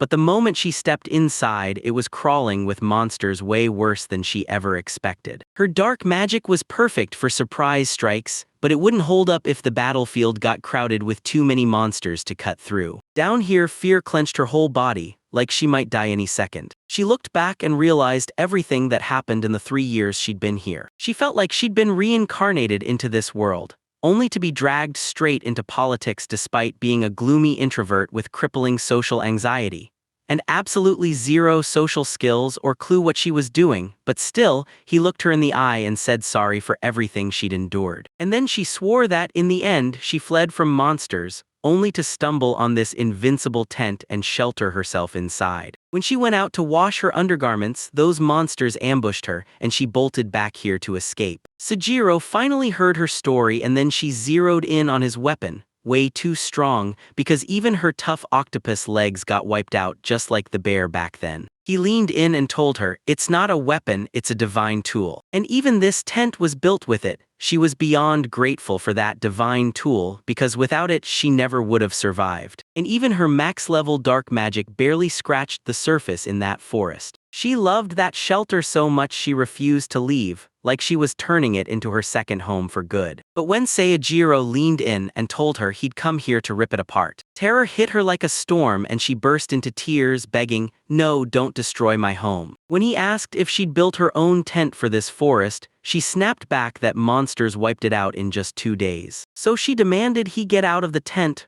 right then, and Seijiro couldn't shake the question. If she was really stuck, why wouldn't she just head home herself? And the reason hit her like a brick. She got lost, ran out of food, and when she went foraging it wrecked her stomach, until it finally felt like she was about to die any minute. Sojira's heart sank hard for that girl, because she barely had any survival skills at all. And if hunger had her stomach screaming, dehydration could finish her off soon after. Even after offering her shelter, he still couldn't bring himself to leave her stranded like this. So he leaned in and asked her straight up, would she come with him to his campsite? Yano didn't even pause, he blurted out a yes without thinking for a single second. Then Seijiro tore down the shelter, grabbed the helpless girl and took off for his camp, because his next job was already waiting. On the way, he leaned in and asked if the shadow manipulation she used was really dark magic. And when he asked, she smirked and said, it's basically a little technique, yeah, that's the deal, and which spread through this world under a different name, summoning. And she even warned that dark magic could pull off way more than anyone thought. Now that he finally got a good look at her, something felt wildly off. An air-rank mage was in serious danger out here in this forest. Then it clicked, Sedek had to be talking about her when he called her the most dangerous mage in the whole country. But right now that theory crumbles, because she's too helpless for the strongest mage to be the real answer. And in the end, Musubai scooped her up and carried her away. Later, he finally reached the base, and Mac greeted him with open arms. And he also thanked Yukayutama for staying by Mac's side and guarding the bass while everyone else was moving. Yukitama looked all tough on the outside, but he was secretly a total cutie,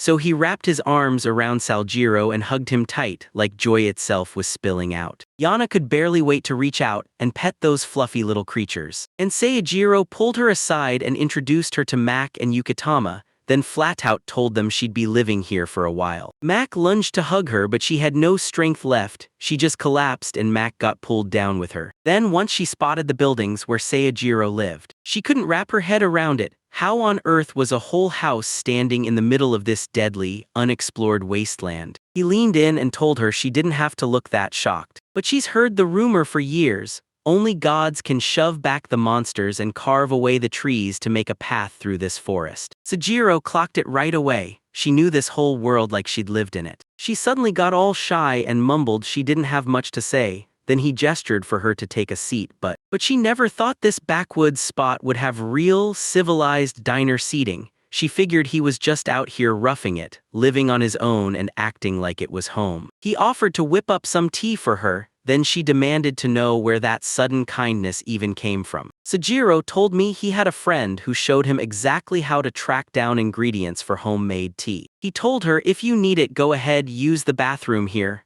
It's Western style, so it's comfortable. She couldn't wish for anything more, but deep down she was fading fast, desperate for even a shred of comfort in this cruel world. Seijiro couldn't stop himself from laughing at how she reacted to everything, and then he told her, you don't even have paper yet. She swore she had some right there with her, and then blast a magic spell to bring out. She pulled the paper right from the stash hidden in her shadow. She told him her shadows could stash literally anything she wanted, and he just couldn't believe it. But she couldn't see any point in it at all. Because she'd hidden some killer, expensive jewels inside, a gang of bastards hit her with appraisal magic, screamed that she'd stolen them and dragged her into chaos. So she was forced to fight the local lord to survive it. Even at the guild, she still had to file an application for every single bite of food she claimed to have. Seijiro's heart sank even harder for her because she'd already endured so much just to get this far. The whole setup was so tightly controlled that she could never let her powers shine.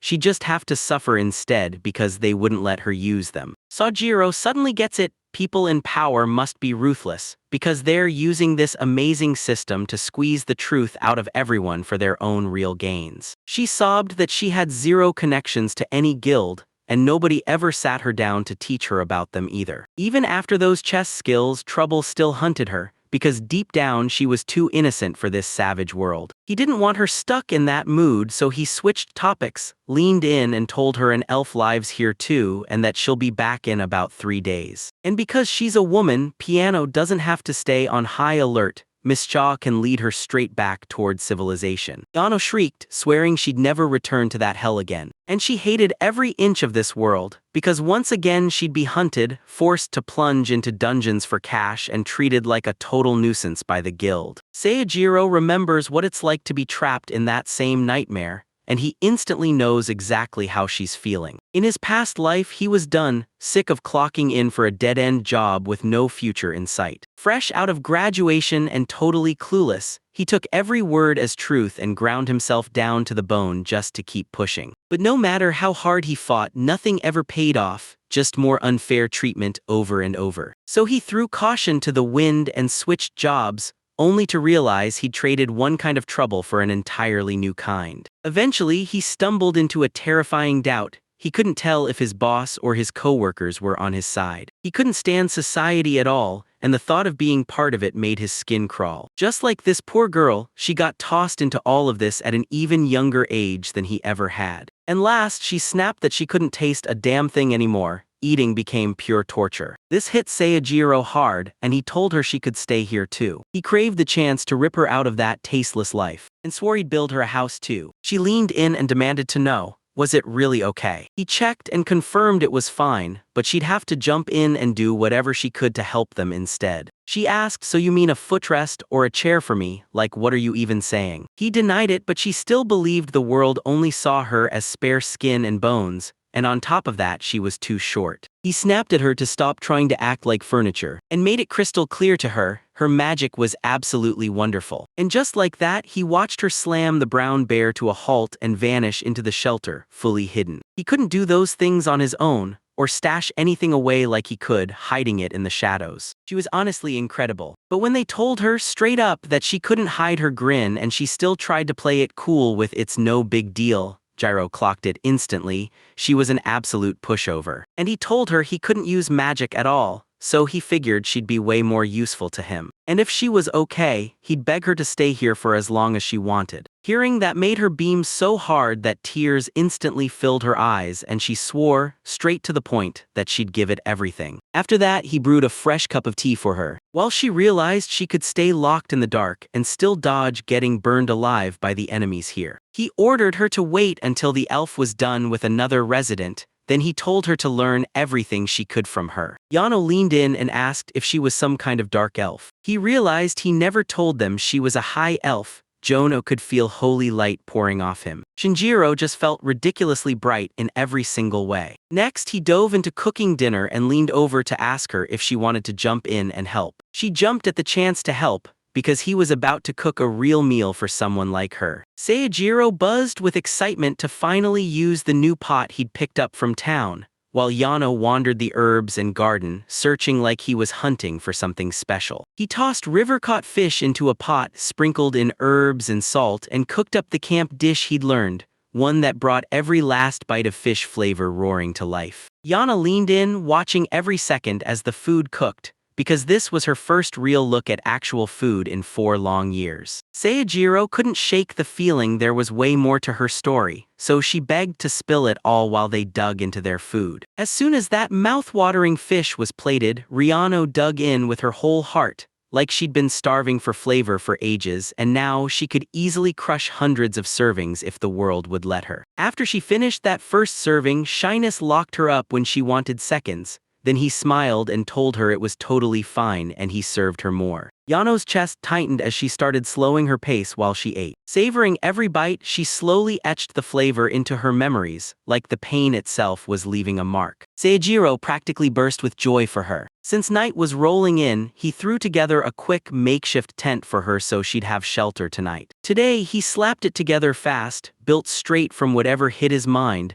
then wrapped it up with musubai's made cloth. He had to drop the idea of the bed for now, but she didn't mind one bit, because this was even more amazing than the shelter she used to love. He told her to sleep easy, and made her promise this one thing: cold creeps in from beneath. And since the heat blasts down from above, she has to tuck herself onto a board mat, using it as a layer of insulation so she can finally sleep. Honestly, he couldn't believe how she'd made it this far. Yano shot back that she'd conjured a black mist with dark magic, then wrapped herself tight in a blanket, curled up like a cocoon, and fell asleep. Seijiro could only shrug it off as youthful recklessness, but honestly, she bulldozed right through it, and that was awesome. Now he urged her to sleep tight, swearing that monsters never cross into this area. He said goodnight to her, and then hurried off with Mac toward his place. But she didn't let him brush it off. She called him out because she had something to say. She wanted to thank him with everything she had, right down from the tent to the food, and straight from the bottom of her heart. He was also grateful to her for showing him how this whole world really works. But then the color drained from her face, piece by piece. She shook like a cornered mouse, then nervously blurted out if she should even bother him for just one thing. But she couldn't stop herself. She had to ask his name again. She apologized if it sounded rude, but all she wanted was to make sure she didn't mess up his name. Then he told her, "Call me Seijiro," and she couldn't wait to move in with him. Gianna was absolutely grinding through the conversation right now. She hadn't talked this much in ages, and it was so intense her throat finally started to give out because it wasn't used to that kind of non-stop talking anymore. He figured she was trouble in the best way, so he headed off to grab some water for her. Later, she curled up in her tent and slept like a rock, and with her arrival, one more person joined Seijiro's camp. Next morning, as the dawn sun crawled up the sky, Mac roused Saljiro like always, and on instinct, Saljiro blurted out a good morning to Miss Chia. Then he realized she still hadn't come back. And after a while, greeting her the first thing every morning felt so normal he didn't even think about it anymore. With her gone, loneliness crept in and settled on him like a heavy shadow. He decided to head over and splash some water on his face, then hit the floor to stretch it all out. Then out of nowhere, a piercing scream tore through the air from Ayano's tent. She apologized for dozing off, even though all she was doing was playing the loyal lackey. Turns out she'd been talking in her sleep the whole time. Sejiro just kept his calm while she slept. Then the moment she stepped out, he shot her a warm good morning. She snapped her eyes open, wide, like something inside her had just screamed. It felt like she'd been reborn. Then she leaned in and asked him, straight up, if he really meant that good morning. She blurted out an apology for being weird, because it had been so long since anyone had ever greeted her. She caught him doing morning stretches, and it instantly reminded her of what she learned back in school. He asked her to join in, and she immediately said yes. Even after her stretching with Sejiro, a heavy unease still clung to her. Later, he leaned in and asked if she wanted to jump in the water with him next. She did, and he leaned in, asking if she had any clothes at all besides that uniform. Jano said Musubai had tailored the uniform just for her, so everything was totally fine. But she already had a plan in her head, she just needed to ask. She asked if Musubai could make her some undergarments, and that single request snapped Seijiro's attention. Because suddenly he realized she wasn't wearing anything down there, so he hurriedly apologized for missing it. But she insisted she was totally fine, and said it felt weirdly liberating. He couldn't stand how she said stuff like that so casually. Then he dragged her to the river and scrubbed her down with some soap. He pointed out the exact spot where she could bathe, right by those same stones that chug and blunt the river's current. She stripped out of her clothes, slid toward the bath step by step, and couldn't shake the question, was this actually allowed? She was mortified to the core, trapped in her own bare skin. But somehow he kept forcing his way through, thinking, this is what adventurers do every day. Seijiro hid in the distance, praying she'd finally get a real good bath now that she made it out of the forest. And honestly, she'd been kinda smelly, right up until this moment. That was the whole reason she needed to bathe. She was trying to leave a killer first impression on Miss Gilleder. Yano finally exhaled. He'd been off guard for so long, and in the bath it felt like pure freedom. After her bath, she finally noticed the stench clinging to her, and she rushed to apologize for spreading it all over the place. Sejiro reassured her it was okay, and admitted he didn't offer her a bath yesterday because she looked wiped out. Then he combed her hair, scanning for lice, but he couldn't let her see that he was looking. So he snapped that the elf had dragged him into bathing, forcing him to do it himself. So yeah, he was stuck in the same mess as Yano right from the start. But deep down, he doubted every word the second he said it. She said he didn't smell bad, and just like that, he felt like a whole lot better than her, right in that moment. He thanked her for the compliment, then cautioned her not to drop their guard too fast. Now it was time to get back to work and push their base forward. She swore that this divine tree forest was the deadliest place on earth. Death lurked around every corner, yet somehow it was breathtakingly beautiful. Next, he grabbed his tools and cleared the land, cutting timber like crazy to get the cabin built today. So the new guy Yano finally got to move in and live there. Then she reached out to him and told him, I'll help too. He warned her this would be brutal hard labor, so was she really sure?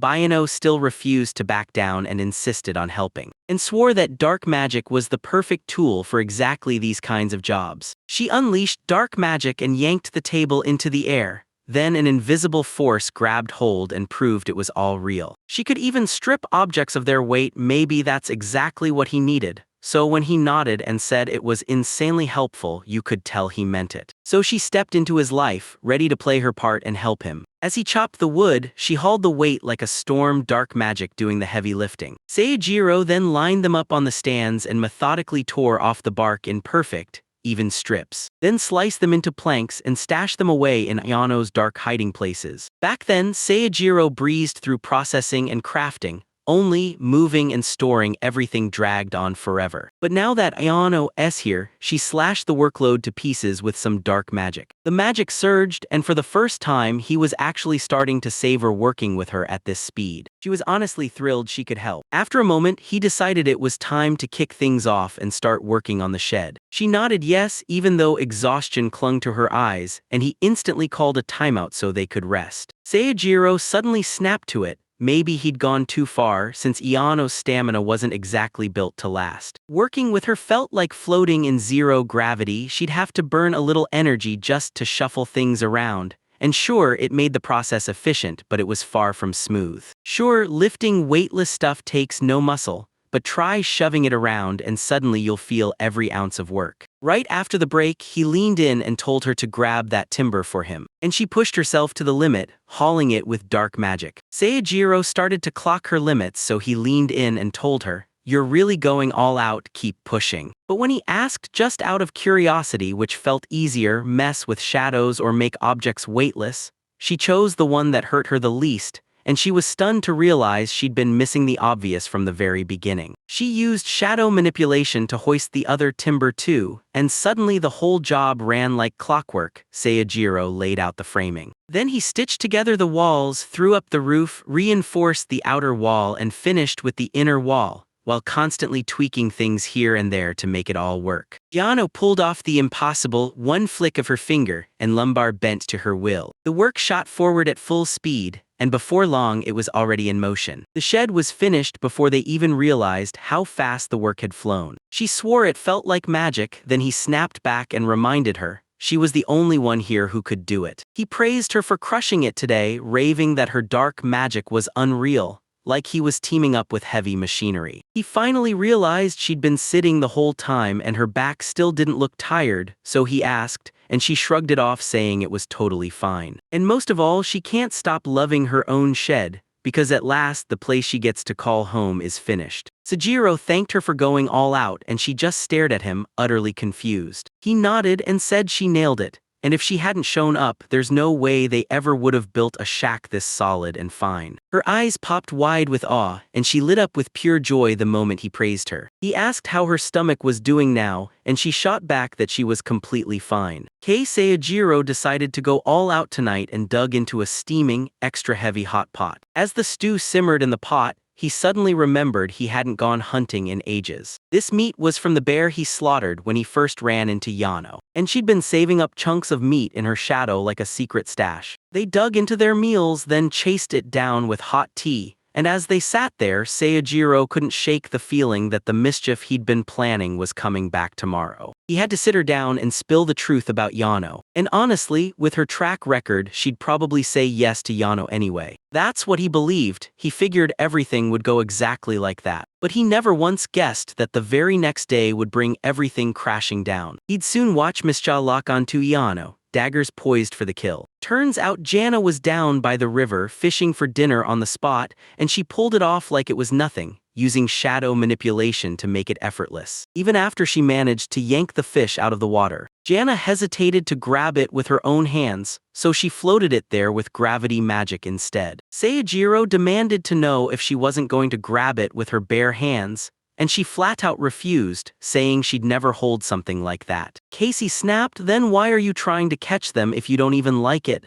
And she shot back, because Seijiro went straight from his bath to fishing the day before. So today she decided to step up, help him out and prove she's useful too. Seijiro can't just shut her down when she's determined to shove past her fear and force herself forward. She wasn't sure what to do next, so she turned to him and asked, "So, are we grilling it next?" She ended up hurling the fish into the flames, not even sure if that's what you're supposed to do. Then he snapped, "Wait." And before she even talks about a better way, she has to gut the fish first. Yano wrestled with the idea, then tried using octopus legs to gut the fish, but the whole thing was so nasty it made him recoil. Meanwhile, a voice blared through the chaos. Someone shouted at Yano to stop, and a hard object slammed into her side with brutal force. She froze, staring at what she'd just seen. Then, right on the next breath, that same voice slammed into the air, demanding she stop using her magic. Seijiro snapped to the familiar voice, and there was Miss Cha back at last. But she didn't look relieved at all. She stayed on guard and shot Seijiro a question. Was he still in his right mind, or had something dark taken hold of him? She unloaded dozens of questions, and Saljiro rushed in to soothe her, promising everything was okay. It was only a misunderstanding. But the moment Miss saw the new girl hiding behind him, Miss Cha's stomach dropped when she realized she'd made friends with a dark magic user while she was away. Seijiro nodded, and just like that, they became friends. But she wasn't dangerous at all, and Mr. could see for himself that she was safe. Miss Cha slowly eased her weapons down, stepped right up and leaned in to sniff, like she had to be sure he was really okay. She checked that Seijiro was fine, then immediately swallowed her pride and apologized for the mix-up. Meanwhile, Iano lunged to grab the falling fish with her bare hands, and the slimy squish crawling over her skin freaked her out. Seijiro figured a little time would fix it, while Miss Cha watched Ayano and slowly realized she wasn't like the other dark magic users at all. Seijiro had absolutely no clue just how terrifying dark magic users were judged. Mr. said it straight. If you want dark magic, you've gotta believe in non-humans or lose yourself and curse people while everything falls into chaos. Only they could gather enough darkness to unleash dark magic. So Gyro started piecing things together, convinced he finally understood what Yano put his faith in. It was those weekly manga pages, the ones everyone claimed were about non-human objects. And suddenly there were tons of them, all different, coming at him from every direction. If Miss Cha says so, she trusts him. No matter what, she's ready, and she welcomes her back home. She was bursting with relief to finally be back. For a split second, an impossible silence crashed down between them, like the whole world just stopped breathing. Yano just wanted to figure out what she was supposed to do with that fish. After that, Seijiro leaned in and spilled the whole story, how he'd met Yano, who she really was, and how he discovered she came from the exact same place as him. She told them it was already insanely rare to get even one visitor from another world, and now there were two standing right there in front of her at the same time. It was so rare, and yet Ayano still looked adorable and sweet in her clothes, though right now she could barely stand under Ormish's cheerful, blinding light. That's how they finally crossed paths. Then he dragged her to the shack where Yana would be staying, and Miss Cha's eyes lit up because it was basically an upgraded version of the place she and Seijiro call home. He starts breaking down every change he made, even the door, but somehow they're not catching a word of it. Mr. spotted something off and snapped, "Why do both of you take your shoes off?" And they snapped back like, "Yeah, we did it on autopilot, just a habit." Miss Cha didn't even know that kind of tradition existed, and as they started taking their shoes off, she stepped in too. He told her it's fine, but she refused to sit on the sidelines. Seijiro shot back that it wasn't like that, insisting he hadn't changed their places again yet.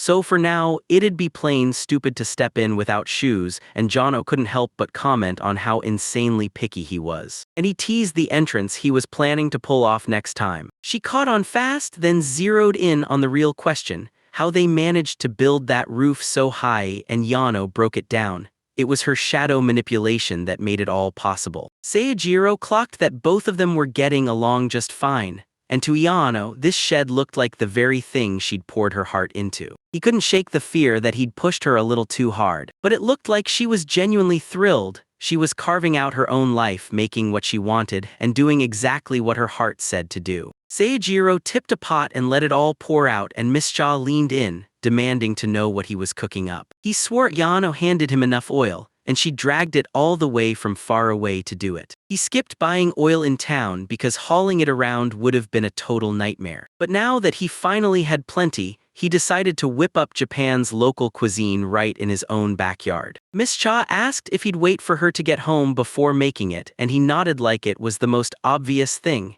He refused to leave her hanging out there alone. Mr. loved that he kept waiting for her, and it made her beam with pure joy, because she couldn't wait to see what he'd cook up next. She pressed Ayano for answers. "Why do you have all this oil if you don't even know how to cook?" Yano told him she'd just gobble fish by dunking it in oil, then frying it over the flames, fast, easy, and ridiculously straightforward. And Miss Cha begged to watch it happen, like if Seijiro was doing it himself. So he fired up the plan, cooking up something just like that right inside this pot. He starts by boiling up potato starch in the pot first. Then he crumbled it to dust, wrapped it in cloth, and kept squeezing it over and over inside a container of water. The water turned into cloud, and that mist fed the plant's starch. He clutched the powder like it was priceless, then poured out only the grimy water again and again until the process was done. Then clenched his jaw and denied the white powder he'd left behind. And just like that, the potato starch was finally ready to go. Mr. pressed him on what he planned to do with it, and then,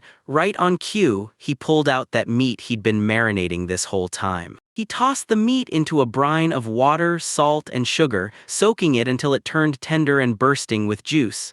Then he dusted it with potato starch and deep-fried it. Because Ayano came from his world, she instantly figured out what his final dish was going to be. He was totally set for it, and somehow he ended up cooking up fried meat. Mr. took a bite and his face lit up, because it was seriously insanely tasty. And Ayano did the same, after years and years with no fried chicken in her life. Seijiro grinned as the meat crackled in his bite, so tender it practically exploded into flavor the moment it hit his mouth. He kept his face locked down tight, like this moment was the best he'd ever managed to hide. Miss Cha dug in as much as she wanted, then thanked Yano for the help, and Yano just sat there savoring it, because it tasted so much like fried chicken. Right then, Seijiro snapped with an idea and twisted the divine tool into a razor-sharp knife. He slipped around back and whipped up something in a flash. Then he showed up with a treat for Yano. She grabbed a stick of fried meat and went, "Oh wow." It hit her like a wave of nostalgia, and she blurted that he was a god for blessing her this much. Miss Cha got curious and wanted to try it too. He was convinced it would level up the flavor, but he couldn't quite find the words to tell her while Yana was completely swallowed up by her eating. So far, it's been amazing, and earlier, Seijiro had no clue how this would all play out. But now he couldn't help smiling, because they were actually getting along so well. Before Mr. returned, Ayano stalled,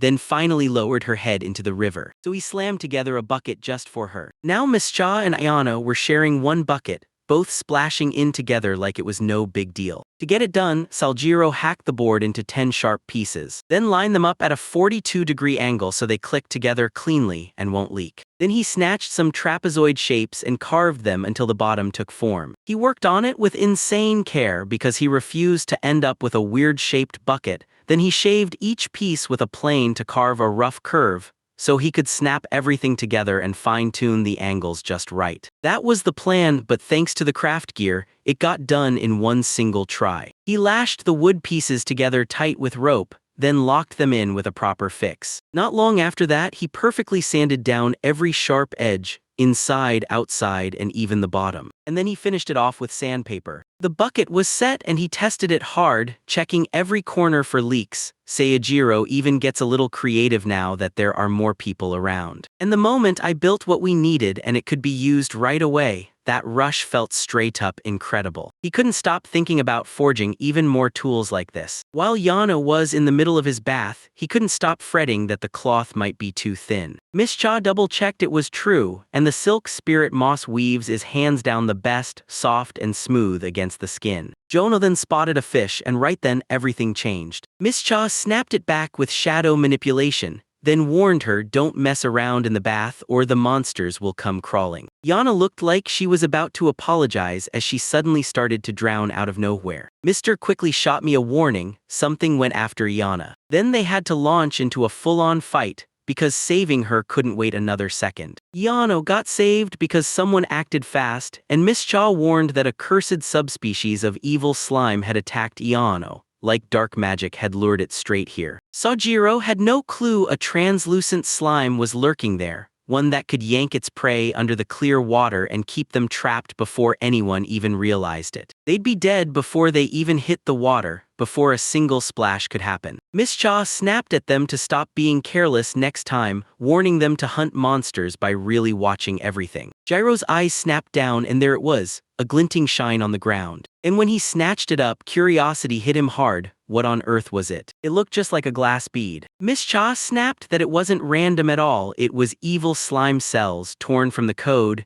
then jammed together until they clumped into perfect little spheres. They're silky to the touch, so plenty of folks snag them just to chase that unbeatable feel. Even puny slimes still drop these things, and a brand new adventurer can cash in on it fast. Seijiro reasoned that if the slimes in these forests were tough enough to bite back, then their cores had to be way more valuable too. She nodded because when one slime swallows another, their cores fuse on the spot and grow into a whole bigger piece. The swarm was brutal, they were impossible to deal with. If you knock them out one at a time, the slimes just fuse together, growing into a single, brutal body packed with multiple cores to fight back. Which means Seijiro would have to smash every core at once, fast, and honestly that sounds like pure agony. Then Ayano lunged and smashed a cell with a rock, seething because she could have sworn she'd never go down to some slime. Just because her guard was down, Seijiro saw the cells split apart the moment the crush landed. And he loved how this world was packed with materials so wild and fascinating. Miss Cha snapped at Ayano to promise she wouldn't use dark magic again while she was bathing,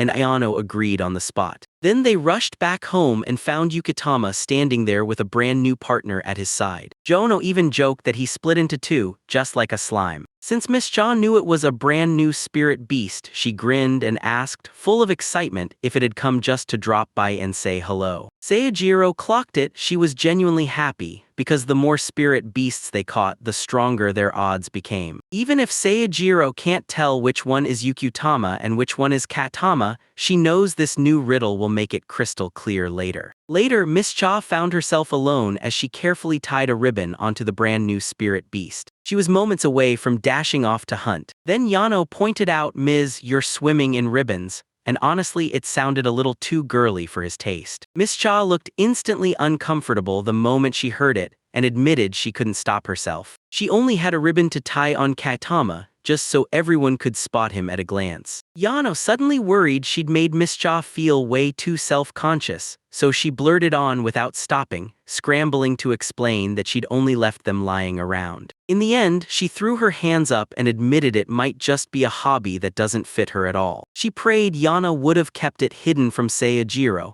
but it turns out she'd already vanished. Right then, she heard Seijiro struggling to shush Mac and keep her perfectly quiet, and she slowly whipped her head around. He tried to hush Mac so she wouldn't notice him. Turns out he'd been trying to swoop in earlier just to lift everyone's spirits, but then he caught every word all the way to the very last part. Mr. was practically trembling with shyness after that. Then he shouted her name and admitted the ribbon was honestly just a little too cute for its own good. And he told her straight up that it was totally okay to love whatever she wanted. He even admitted camping didn't really fit a corporate slave like him, yet he still forced himself to go because deep down he loved it. And yeah, he couldn't help it. He thought she was adorable right in that very moment. His words hit her so hard she blushed immediately until even her cheeks and her ears flushed red. Then she snapped her hand across his face and yelled, "You can't do that." She warned him, "You're a sacred one, so don't you dare chase girls or step out of line." She bolted the second she finished saying it, like there was no way she'd stick around for answers. Still, Saljiro didn't even realize he was flirting with her. In the end, he couldn't escape the truth. Girls were impossible to read. Meanwhile, Jana was mortified after nearly getting wiped out by a slime, and right after that, an elf trapped her in pure panic. She started dumping everything on Seijiro, then bolted the second it was done. Ayano suddenly decided to show up with some green herbs as an apology, and there, Saojiro was busy cooking up the meals. He racked his brain for what he should add next to the dining area. Like a backyard spread, barbecue, kitchen, a roof over your head, and a wood deck where you can kick back by the fire. He wished he'd asked for something more solid, and right then, Ayano felt like that request was already asking for the world. Then she pressed a bundle of herbs into his hands and rushed an apology, owning up to the way she'd left him stuck with everything back there. He wasn't angry at all. He promised he wouldn't throw her out just to calm the panic buzzing in her head. Then it hit him, back in Japan there was this thing called tataki,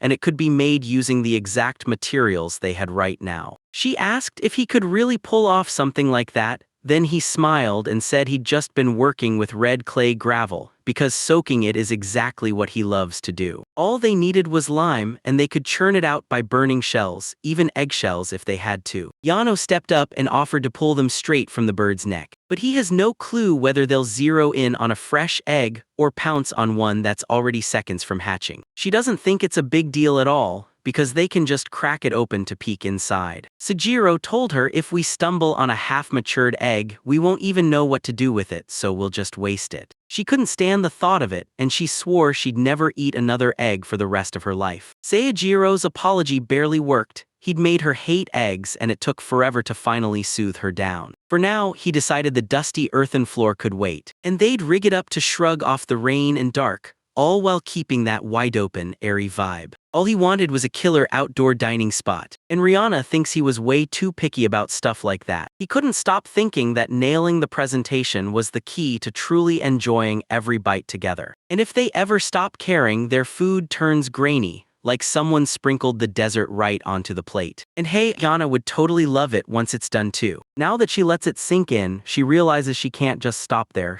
Once she got that done, she'd savor every bite, and she honestly thought it was a brilliant idea. But there's one question she's been dying to ask him. She leaned in and demanded to know what that tiny house was really for. Seijiro was already dreaming up a shrine. He wanted to enshrine that divine statue and make it feel untouchably sacred. You see, because he'd been tossing up huts all over the place, no rituals, no real center, he decided it was time to build something meant to enshrine it. But he got sidetracked and slapped together the roof halfway, kept throwing on more parts, and somehow it turned into a full-on house. He figured building a strong skill now would pay off big for the house he'd one day create. She didn't even know he'd lined up plans for more proper houses. Then Miss Cha came and asked what he was doing. The moment she spotted that tiny house, it totally stole her heart. It was just too cute to handle. Yano leaned in and told her it was just a prototype, then promised he'd build the real thing soon. Miss Cha hunted down the answer to where her room would be, squinting at the model like it could reveal the future, and Yano jabbed a finger at the attic like it was perfect,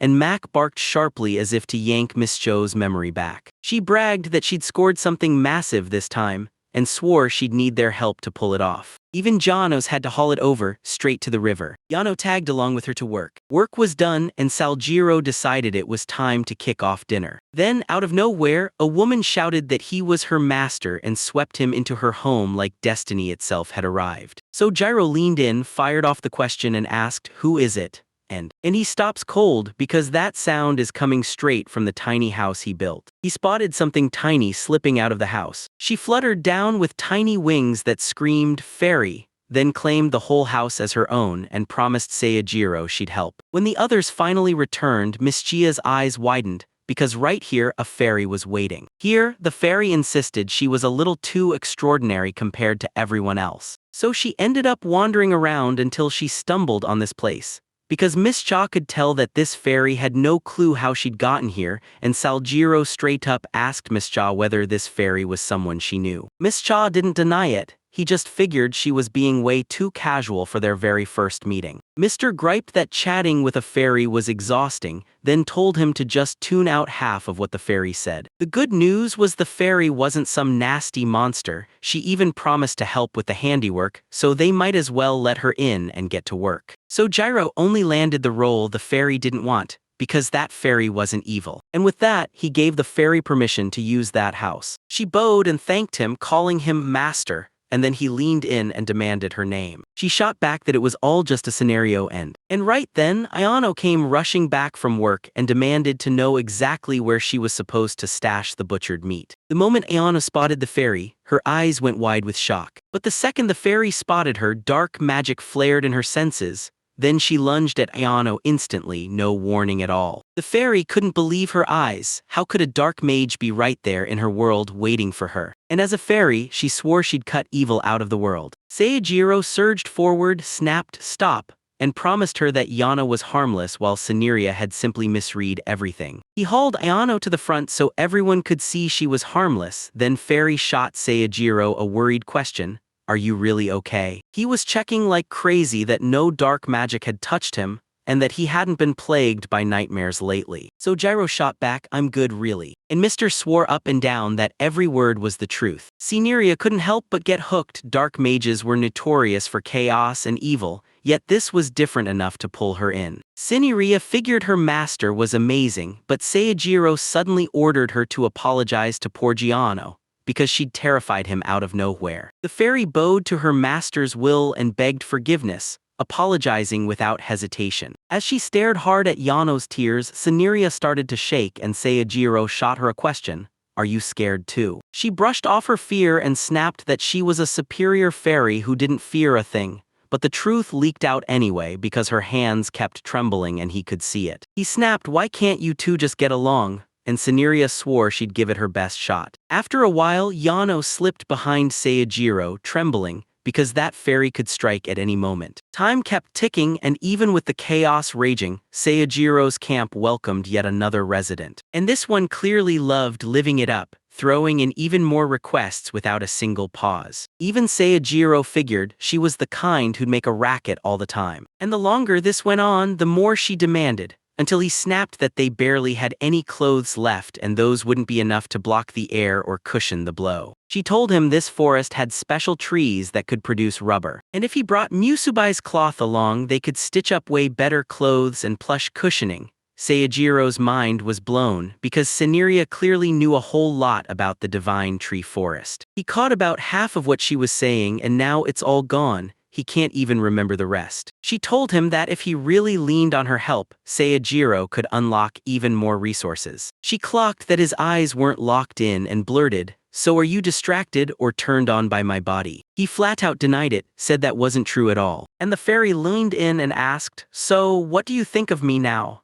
Because she was being insanely helpful even though she was tiny as can be. And if he ever needed it she'd get up and collect the rubber for him. Then she leaned in and told him to hand over something sharp to use. So he forged a knife for her. She gripped the knife with ease and told him, straight-faced, that it was a damn fine piece of work. Then she told him, when you make the beds, don't forget, make one for yourself too. He couldn't shake the question, why was she worrying about him when she had no reason to? But she was only trying to make sure he had what he needed, in case he started craving a bed for those unforgettable nights real soon. Seijiro can't wrap his head around how he ended up stuck with this pervert fairy, and when she finally left he called after her to tell him whenever it was time to move the sap later. She told him, don't stress, everything's going to be fine. Then boom, he launched off and shot through the air straight toward Yano. Yana gets swept up by the fairy with zero trouble at all. And Seniria did it to prove, straight to everyone, that her tiny body still packed serious power. Then she dropped Yano from that high spot. Sojiro lunged and grabbed the terrified girl. Scenery went, whoa, now that's a beauty of a catch. But Ayano got even more terrified of the fairy, and soon she was convinced fairies were nothing but savage monsters. Sceneria kept needling the master like, you look like you're about to drop from exhaustion, and he snapped at her to quit the jokes and just get out. The very next day he was already planning to dive right back into his mission, until that fairy ruined everything again. He rebuilt an altar dedicated to the goddess, then placed the statue he'd crafted right at the center. While Seniria was working, she perched on Musubai's head and kept a sharp eye on him from above. Musubai perched on his head, and he couldn't help but think she was praising him. Seniria glanced at the altar and urged him to splash in even more color. He set out a few flower pots, then the fairy swooped in and finished the scene by scattering blooms from all around. She told him only small flower pots, nothing else. After she made her request, he turned to Musubai and asked if she wanted to jump in on something too. Musubai pulled her threads tight, wove something brilliant, and built a fancy little stash from it. He chose to place it properly on the altar, and now Seniria couldn't stop wondering, what did he pray to the goddess for? Seijiro shot back that because she'd granted his every wish. He just wanted to thank her for everything she'd done. When he got reincarnated, he wasted no time and made his wish,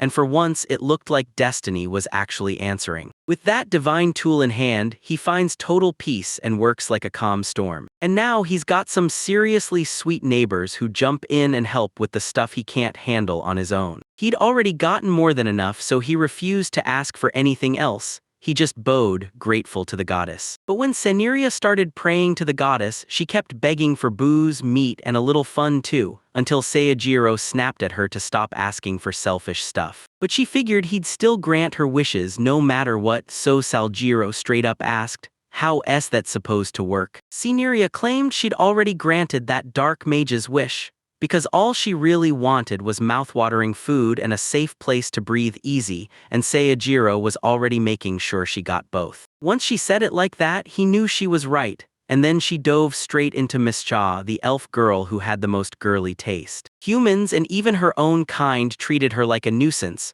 but the master still welcomed her in. He leaned in and demanded to know what she meant by that. Seniria shot back that Mish's wish wasn't small at all. He wanted to tap the divine tree forest and the magic spirit beasts that called it home. Sejiro remembers her saying it earlier when they first met, but he can't shake the fear that her wish might turn her into a problem for her own kind. Seniria told them this forest would only heal when the long years returned, and in this world that was just how everyone expected things to go. And that elf girl wanted to make this forest shine for the good, never for anything cruel or selfish, so no one would end up clashing over it, even with nations locked in brutal wars all around them. Seijiro suddenly realized she wanted this forest to stay peaceful, even when wars started raging all around it. And that's why Seneria Straytup called Miss Jaw a non-stop nuisance to everyone around her. Because she wouldn't let a single person near this forest with bad intentions. She was out there guarding endangered species like her life depended on it. That's why every powerful player across the globe shut her down,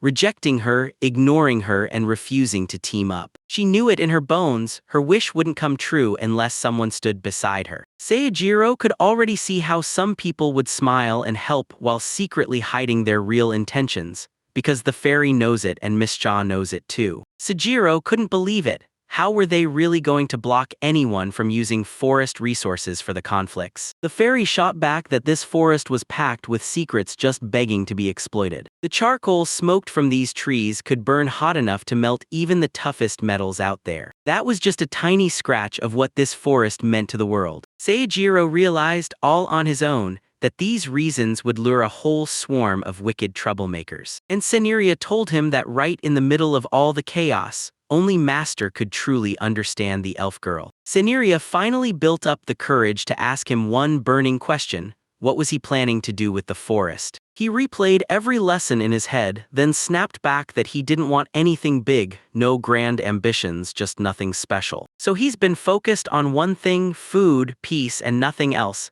meaning he'll never stand by while the forest gets misused. And he vowed to protect this peaceful life, and to cherish every living breath of the forest. He was loving every second of building stuff, locked in a perfect little self-sustaining life. He stared down at his hands, like they were about to reveal the truth. And then he realized something. Mish's goals hit him in the chest, and he knew he had to back her all the way. He blurts it out, then Fairy snaps, "What do you mean by that?" So Gyro shot back that he just wanted to be nice and kind, so people would cherish him right back just like they always had. He chased that feeling of doing good, sure that his kindness would echo through someone's life for generations. And it would mean everything to have someone who'd cling to what mattered most to him, like it was precious beyond words. He knows that exact feeling, so he refuses to leave, staying right by Miss Jaw's side and rooting for her. He had no idea Miss Jaw was out here all by herself, buried deep in this forest, chasing an ideal nobody else can even begin to understand. He can't help but wonder how many years she's been here chasing the exact same goal. Seneria leaned in and told him, "You've got a heart, one so rare in this world it's unreal." Then she snapped her focus back and warned him she had something vital to say. It's important he hasn't finished crafting that flower pot yet, because she keeps wishing he could use his hands instead of just his mouth. Seijiro leans in and reminds her, he's doing all this because he wants to and he hates being forced. With that done, he wrapped up the flower pots and Seneria swooped in with fresh blooms. Together, they finished the display right in front of the temple. Without warning, Seneria turned to him and swore he'd guard this temple from this day on, cherishing it like it was his own. Seijiro felt relief flood through him and pushed onward, remembering that in the wild you don't just rely on one plan, you keep backups ready because an emergency can strike without warning. Right now they had no choice. They were forced to bank on the river for every drop of water. But once the rain hit, he knew the river wasn't safe. Water could turn muddy for days, and getting close could spell trouble. So he came up with a plan to store water, and he told Ayano, "We're digging a well now." He begged her to jump in too, and at first she said yes. But when she remembered those chilling ghost stories of something crawling out of the well, she demanded he keep the well far from her house. He's got a pretty good hunch about what she's thinking, and honestly, if it works, then they'll even build her a hand pump too. Now they were huddled over the drawing board, mapping out every step to build a hand pump. He remembered catching a glimpse of it ages ago, back when that pump was basically built like a syringe, just remixed into a bigger, tougher version. So yeah, if they're gonna pull this off, they'll need a cylinder and a piston. Their need finally snapped into focus, clear as day. He chose to craft the cylinder box the exact same way he'd built that wooden bucket. He bolted on the bottom plate with that big hole in the middle, finished the cylinder without a single snag, and then dove straight into building the piston. He hacked the wood down and carved it into a perfect cylinder, one furious shave at a time. Then shave it down and smooth the rough spots until it snugly fits the inside curves of the cylinder. Next, he slammed a punch through the center of the cylinder, then stuck the tanned leather along the side until it formed a rubber plate around it. Next, he hammered that copper plate he'd bought in town into a perfect square, then strapped it onto the rubber sheet using leather and that cylinder to seal the deal. He finally figured out a valve that worked like a one-way door, letting water rise but never letting it slide back down. And just like that, the piston got fully finished, done and ready. And then they had to slam the rod into the piston and get it locked in place. He finished the hand pump mechanism, and now he's itching to try it out like right now. He poured water into the cylinder and checked every edge, making sure not a single leak would slip through. Then he pushed the piston and boom, the whole structure clicked in flawlessly, forcing water through exactly as it should. Then he slammed the last pieces onto the hand pump and built the base, and just like that, the whole contraption was finally complete. Next came the install. They had to build a bottom with a second valve split from the piston, so he grabbed a thick wooden board, sized it to the pump, then carved a perfect round hole right in the middle. Then he crafted the layer around the hole with laser-focused precision. He shaved the stone into a sharp cone to snug it in the hole, then drove a straight wooden rod straight into the center. He shoved the rod through the hole in the board. Then he slammed a huge, round stone into the tip like it was made for impact. The second valve finally snapped into place, ready to ride on the rod and move the moment it moved. He looked lost in his own thoughts, and the moment Ayano asked if something was wrong, he snapped back, saying he just figured it'd be impossible to build a hand pump for him. And just like that, everything turned out to be a total win, which only happens because the goddess blessed him. Ayano leaned in and asked if they were finally going to start digging next. He nodded too, but first, they had to build the riser pipe and the casing pipe. From this point on, he'd be stuck unless Ayano stepped in, so she swore she'd give it everything she had. He grabbed a thick enough stick of wood and turned it into a long, sturdy pole. Then he wrapped the bark sheet around it and snapped it into place. The moment he yanked the pole out, it snapped into a full-on water pipe. And because that fixed skill froze the bark's timing in place, it was built like a fortress. Nothing could bring it down, and water couldn't rot it either. Once he finished knocking out a couple of them, Giano grabbed them one by one, hauled them over, and snapped them into place to form one long, unbroken pipe. Uktama scouted around with a full-on survey to pinpoint the perfect spot for the hand pump. When Ayano caught sight of him drilling holes into the pipe, she snapped, "Why are you doing this?" He told them straight up that they had to be made at the very bottom. So the groundwater slips into the pipe through those holes, fills it up, and then the hand pump yanks that fresh water straight upward. Once the pipework was finally finished and they had no choice, someone had to dig the well right now. Sajiro crouched down and shoveled a shallow pit into the ground right there. And to make the job way easier, he grabbed a post-hole shovel and dug a little deeper. Then he lastly drilled the down. Then he slid the casing pipe into the hope and drove it in like a slam of steel, and he banked everything on Ayano to take the next steps. She snapped her shadow powers into place and rammed the pipe home. Saljiro asked her, just out of curiosity, if chanting spells actually changes anything. She fired back, saying that this is what makes it hit harder. So Jiro decided to gamble. Maybe this could finally do something. He had to slam the casing deeper, so he yanked out a hammer and chanted like his life depended on it. He couldn't believe it. Once he chanted it like that, he felt amazing. Yano said it was the exact same situation, right down to the details, and after that chanting, Seijiro could feel it. There was a new pulse in that hammer, like it was answering him back. He couldn't shake the feeling. Maybe this was exactly what she'd been talking about. Then he pounded the casing deeper and deeper until he finally hit the point where it was deep enough. Next, he shoves the drill in and cranks it into motion. Normally, he would have yanked out the drill, blasted through the soil, and run the whole process again and again. But because Yana was here, she was jamming her shadow full of magic right alongside that drill. So the whole thing sped up fast, and it got finished in a single, smooth run. Sajiro couldn't believe what he was seeing, shadow storage, and someone was actually using it like this. And somehow, thanks to her, dealing with dirt like this felt weirdly convenient. He urged her to push forward, and once the dirt was cleared out, they kicked off the pipeline installation right away. After a bit of tinkering, Seijiro gave it a few solid hits to straighten it out,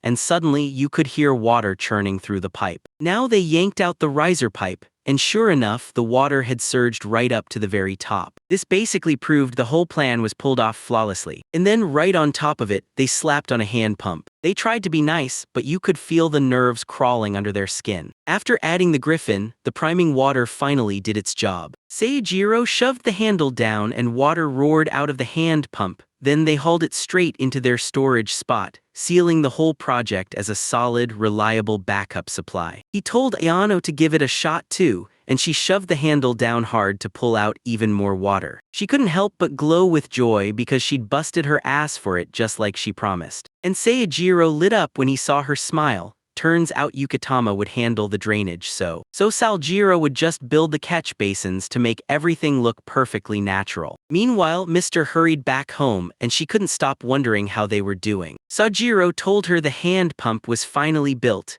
and Yano is the one who made it all possible. Miss Cha figured she'd clean up, washing her dirty feet, so Saljiro dashed off to grab a towel for her. Miss Cha beamed the moment she saw that cold, refreshing water right at their doorstep, then leaned in and asked Ayana what on earth she'd done to make it like that. Before she even got a word out, Mac cannonballed straight into the water. When Seijiro finally came back, he caught Mac shaking the water off like it was trying to cling to him. While Mr. and Ayano got blasted with water, Giano never wanted this to hit right after she busted her ass all day. Her legs were already starting to give out. The very next day, Saljiro pitched the wild idea of building an off-grid cabin. A standalone building engineered to run on its own, with lifelines, no public power or services needed. He wanted to make it for them, and while he was binge-watching YouTube, he stumbled on this exact concept. Liano finally understood what she meant, but she shot him a question. How does he even watch those boring videos? He told me girls were working on it and the thing was racking up insane views, so I couldn't help but get curious. Yano demanded, wait, do you mean those videos where the girls get clickbait thumbnails that basically zoom in on their boobs? Seijiro flashed that poker grin, knocked back his water, and had no clue she'd clocked the whole act. Miss Cha teased him, and when she finally figured out he was studying,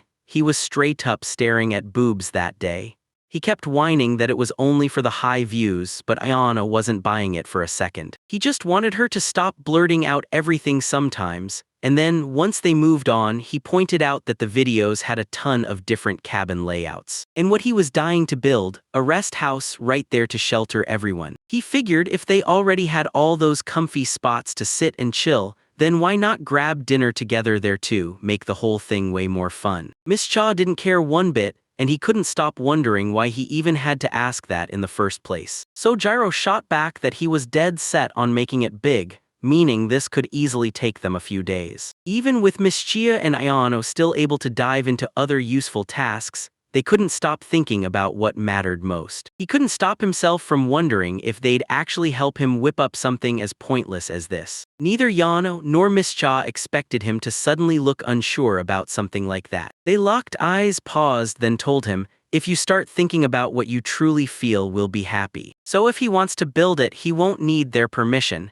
He can do exactly what he wants. And Yano swore that all she needed was a bed and a spot to call home, because nothing else even crossed her mind. So she keeps doing whatever she wants, as long as he doesn't kick her out. Miss Cha tapped his back to snap him out of it, reminding him he'd been blessed with divine tools, so he could finally move without holding back. Sejiro let out a grateful sigh, thanking both of them from the bottom of his heart, and he dove straight into designing the cabin's structure. He sketched the designs on paper, bent over the work when Cineria finally showed up and asked, did he decide to build her a place to sleep? She told him if that's really how it is, then yeah, this is the right move. Saljiro couldn't help but stare. Her pride was so massive it dwarfed even a human. She warned him, don't you dare say big or small, I hate those words because I'm tiny. She even dared to threaten stuffing cedar pollen straight down Ayano's throat. Yano snapped, why didn't Cineria think she could hurt her own master? And with no one else left, Yano was the only choice. Seijiro snapped at Cineria to back off, and she instantly obeyed, leaving him in peace. Yano had already convinced herself that the fairies were barbaric monsters, and Seijiro could feel it.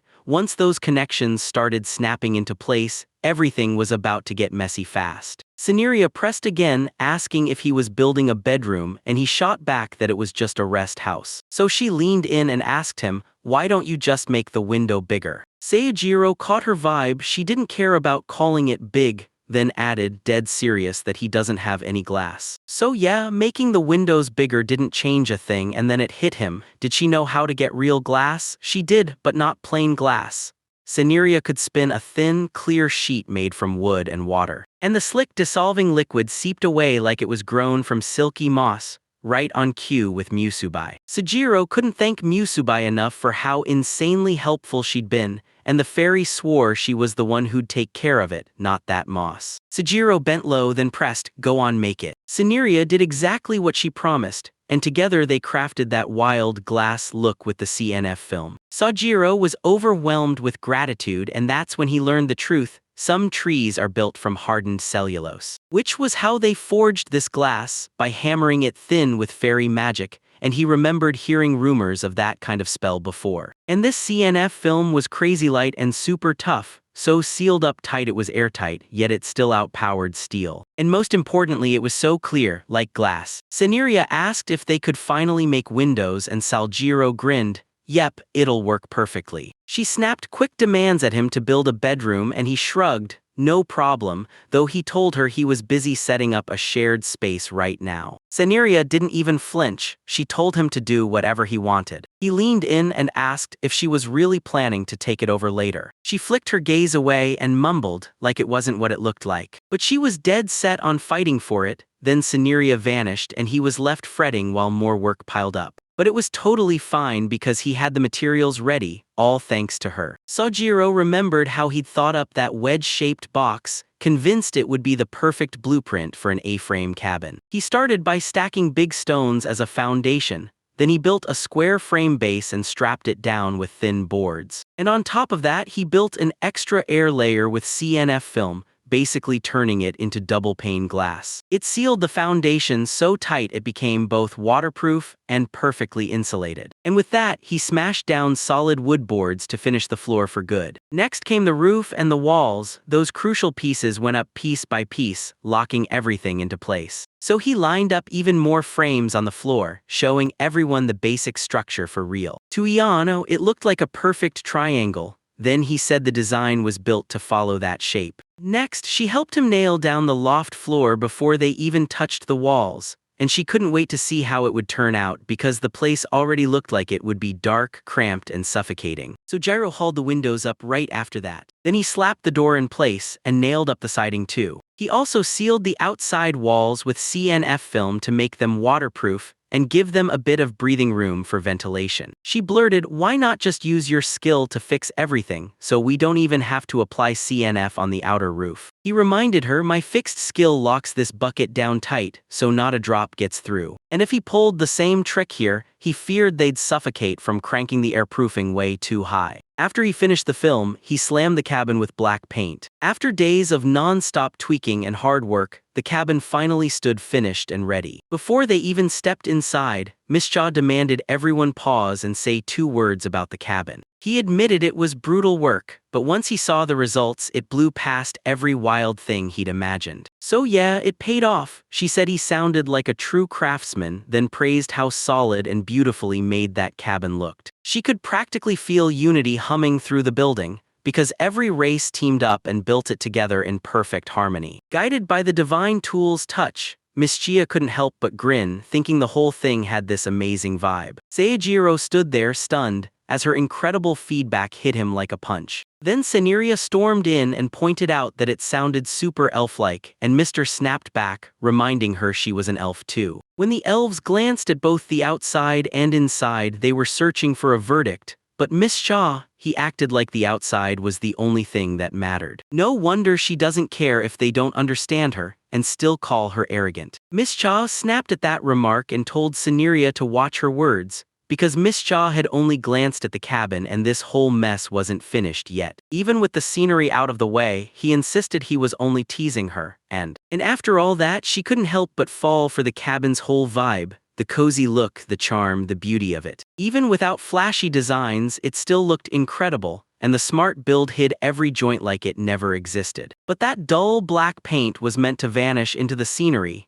yet in this forest, it screamed for attention. Sceneria looked it over and declared, "This is perfect, only a true master could pull this off." And when Saljira's feedback landed, she lit up with pure joy, while Miss Chia froze in shock, still reeling after just losing to that fairy and somehow managing to give even better feedback. And Seijiro told her she was thinking the same thing too. Saneria shot back that the right words always win, and she hadn't missed a single time yet. Seijiro teamed up with Ayano, and together they busted their butts building the cabin. And she prays he won't yank her into all that messy trouble. He remembered she was an introvert, so he snapped the conversation to something else and pushed, "Come on, let's check it from the inside right now." Miss Cha noticed another bed, and Seijiro snapped one into place exactly like the fairy asked. Cyneria dropped down instantly, and it felt perfect for mating, and fired off to Saojiro, asking if he wanted his reward for absolutely nailing this bed right now. He slammed his fist into the mattress, and she shot right across the room. Her words sent a jolt through him,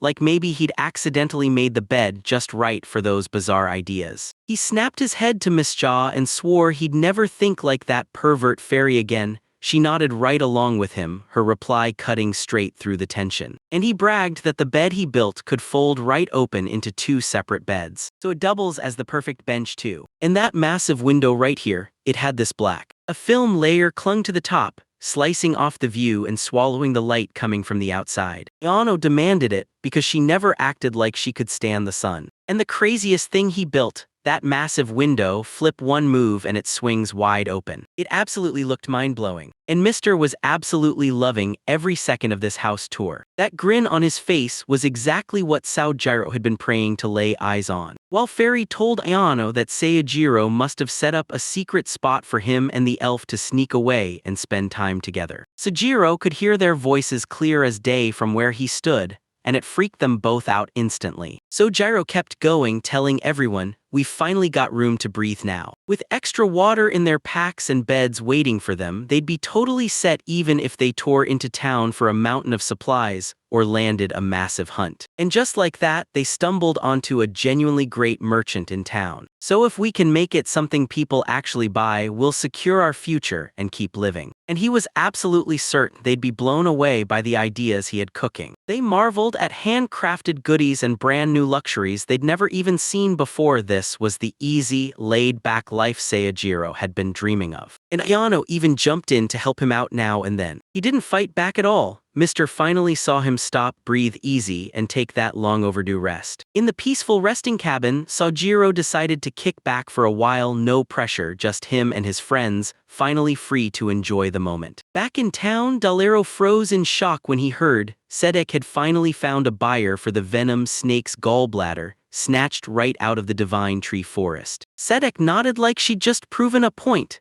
then said the king's heir got injured in a fresh battle and is still fighting poison right now. She even mentioned that she had his gallbladder, and Dolero immediately wanted to know whether Sedek had gone and talked to a royal merchant. Cedric just blurted that he'd spoken to the king himself, right to the king's face, and the whole room absolutely lost it. He snapped at Sedek for being careless, yelling that he'd better race back to his spot and fix everything, because Dolero won't take the blame if things go south. Sedek bragged that his house was packed wall-to-wall with paintings, but Dolero snapped at him to just ditch them. But Sedek can't bring himself to do that. Those paintings are his heart, and he's the one who steps up and takes responsibility, no hesitation. Sedek was actually excited for Seijiro's next visit, but Dolero's sure the supplies they grabbed last time will carry them for more than a year, and he's already set aside the exact same amount for next time too. But Sedek can't shake the gut feeling, if his group grows or their gear gets chewed up by beasts, they'll be back way sooner. And what if he cuts loose the hustle and starts selling more instead of wasting time collecting those items? Dolero was already panicking about the debt that was crushing him. Sedek couldn't stop wondering if he could sell his paintings, hit it big, and pocket a fortune too. Dolero didn't think talking to Sedek would help one bit, and he just wanted to shut his eyes and sleep, period.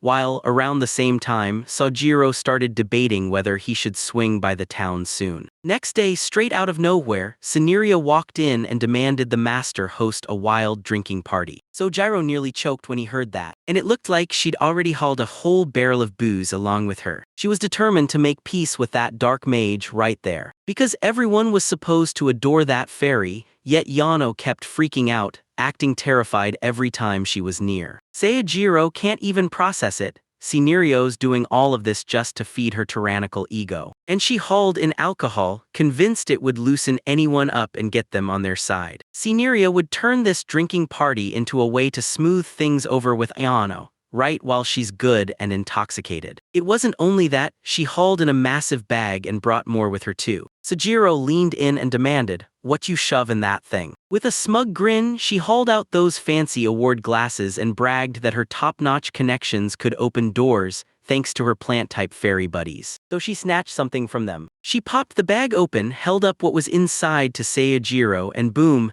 his jaw dropped at the dazzling white glow spilling out. A brand new master would spot its worth the moment he saw it. And then it. And yeah, it was the truth. Sojiro had never laid eyes on rice in this world until right then. And here it all poured into a huge bag, worth more than gold to a foodie like him. Cineria leaned in and asked, "Come on, isn't a banquet worth it?" Because the answer was crystal clear, she demanded a few conditions: one night of a wild banquet with tasty food and a full-on drinking party. Sojiro was so choked up by the rice that he thanked her right on the spot, and never in a million years thought he'd run into it again. She told him, "You're free to worship me, no limits." And hey, he was so ready to prove it he'd even carve her a statue, stone or wood, your pick. Cineria snapped, "You serious?" And Jiro just nodded like he meant every word, adding that Miss Cha would be even happier than he was. So he leaned in and told the fairy, "Anything you want, just ask, I'll make it happen." Scenery then locked onto one thing she wanted more than anything. So next time, he'd better think twice before blurting out stuff like that so carelessly. He couldn't believe she'd say that. Then she shrugged and said it was because Sojiro didn't even seem to realize what was going on. Compared to the sheer might of his divine tool, the value of rice felt laughably insignificant. And this entire forest was basically his personal playground. He could exploit every inch exactly how he wanted. But he doesn't have to stay trapped in this forest forever. And if he wants it, he can bail on it anytime, whenever he feels like it, and do anything like sweeping across other countries and seizing the world for himself. Even grabbing the biggest kingdom would be easy for him, and with his power he'd demand the world's wealth and every luxury on his terms. Yeah, it was like rice, totally trivial. So he doesn't have to settle for some pathetic comfort in a forest like this. She reminded him he was sacred through and through, able to forge the world itself with his divine tool. She grilled him again, demanding to know what he really thought about conquering the world and ruling it like a god. Sojiro snapped his answer back fast, crystal clear in his head, because if he hesitated, Miss Cha would have lost her trust in him for good. The fairy couldn't help but chuckle at how short and how simple the answer was. Sojiro didn't want anything huge or grand to mess up his life. He just wanted the simple rice he got. He figures the fairy's kindness hits way harder, and he can't help but value it more than anything. The fairy caught his answer and thought, "If you want rice, then I'll have to give something back in return." She just happened to snag it from a friend's warehouse, so if he could hand back a proper replacement, that would be a huge lifesaver. Sojiro froze at that demand, because it made it look like Cineria had swiped this rice and booze from somebody. She snapped it wasn't like that, then looked away, whispering that someone like her didn't ask anyone to share, never for a measly grain of rice, because it would slash straight through her pride. Sojiro just nodded along and agreed to whip up something to finally figure out who she stole that rice from. She told him the people she brought them from weren't exactly human or fairy, but they still wore human forms. Sojiro didn't mind at all. He clapped everything into place and threw the banquet the fairy asked for. Later, Miss Cha and Ayano practically exploded with joy when they heard the party was happening. Mr. Excited for Booze was practically bouncing, while Ayano grinned like she'd hit the jackpot over the rice. Watching them bounce around in pure excitement warmed his heart,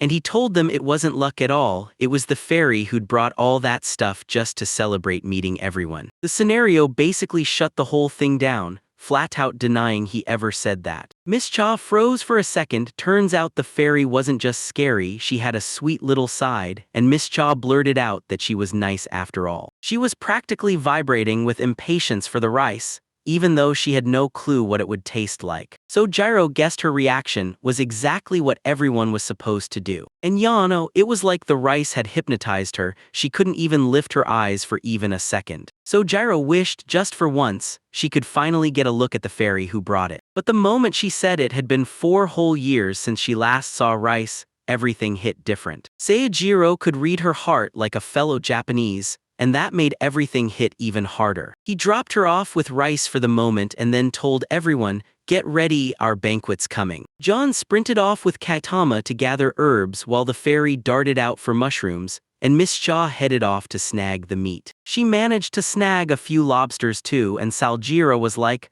"Wait, let me taste it first," before she turned it into the real dish. She teased him for being picky, but she shrugged. He couldn't help it, not with how Japanese people can chow down on just about anything from the water. She joked, "So if you ever spot a merman, would you actually eat it?" He told her straight up that Japan had no mermen at all, yet. But now he couldn't shake the question, do mermaids even exist in this world? She nodded, yeah, they did, and then she spotted the deadly seriousness on his face. She was kinda worried, and he quickly brushed it off as a joke, insisting he didn't mean anything by asking that. Miss Cha finally exhaled in relief, then grabbed the water and splashed it right over him. He splashed around in the water, then his mind drifted back to an old Japanese legend he couldn't forget. After grabbing every ingredient, he tossed that aside for now and sprinted to the kitchen to start cooking. Miss Cha took charge of making the potato starch like it was her mission. Giano turned the wheat they hauled in from town into fresh flour, grinding it with his own hands. And that's when he set up a stone mill to make it happen. While everyone else was stuck grinding through their chores, Saojiro kept his focus on the sharp knife work. And he went right on ahead and tried the shrimp they'd caught earlier for a taste test. And it hit his tongue with a bold, rich flavor that made him go, "Whoa, Mac." Mac trotted up to him and started wagging his tail like crazy, and Saojiro asked if he wanted shrimp too, that would seal it. He handed Mac a small share of it, and he was so hooked he started sprinting around like he couldn't get enough. Even so, once he hinted he wanted more of it. But Saljiro had to shut it down, and poor Mac trudged off wearing heartbreak on his face. Seijiro's heart sank, and then he pushed out one more piece. But Miss Gia was already sitting there too, itching to try it herself. She parted her lips like she was begging him to bring the next bite to her, and he couldn't just shut her down with a simple no. He ended up giving her even more, and she lit up like it was pure bliss.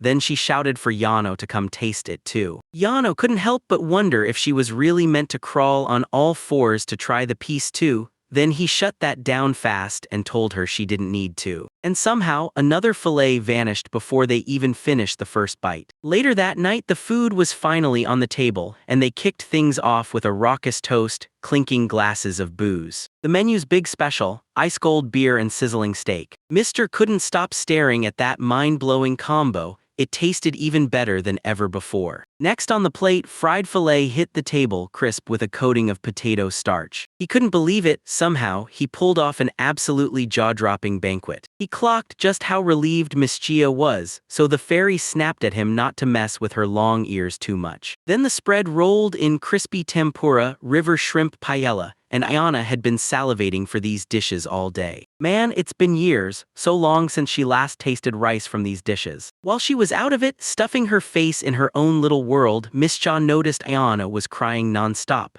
Seijiro figured there was no fixing it. She'd been whining about the food for the last 4 years. Somehow, she'd still managed to survive like that. Miss Cha couldn't stop wondering why she never made the dishes herself, like Seijiro. So the fairy shot back, basically saying, some humans can't cook a thing. And in other worlds, 99% of them can't cook a single thing to save their lives. Seijiro's eyes lit up. He had to see that 1% for himself. The parry kept pounding back and forth until dish after dish finally ran out and went quiet. And their dinner banquet finally wrapped up. Then later, they slid down beside the campfire together just to kick back and chill. Miss Just spoke up first, warning that dark magic users either devour people outright or lure them with deadly illusions, which finally made Ayana realize why the royal court had been treating her so brutally. The fairy couldn't wrap her head around it. Why on earth did Yano have dark magic when he didn't trust a single bit of darkness? She fired back that it just dropped as a cheat skill. She only has one real weapon, her skill,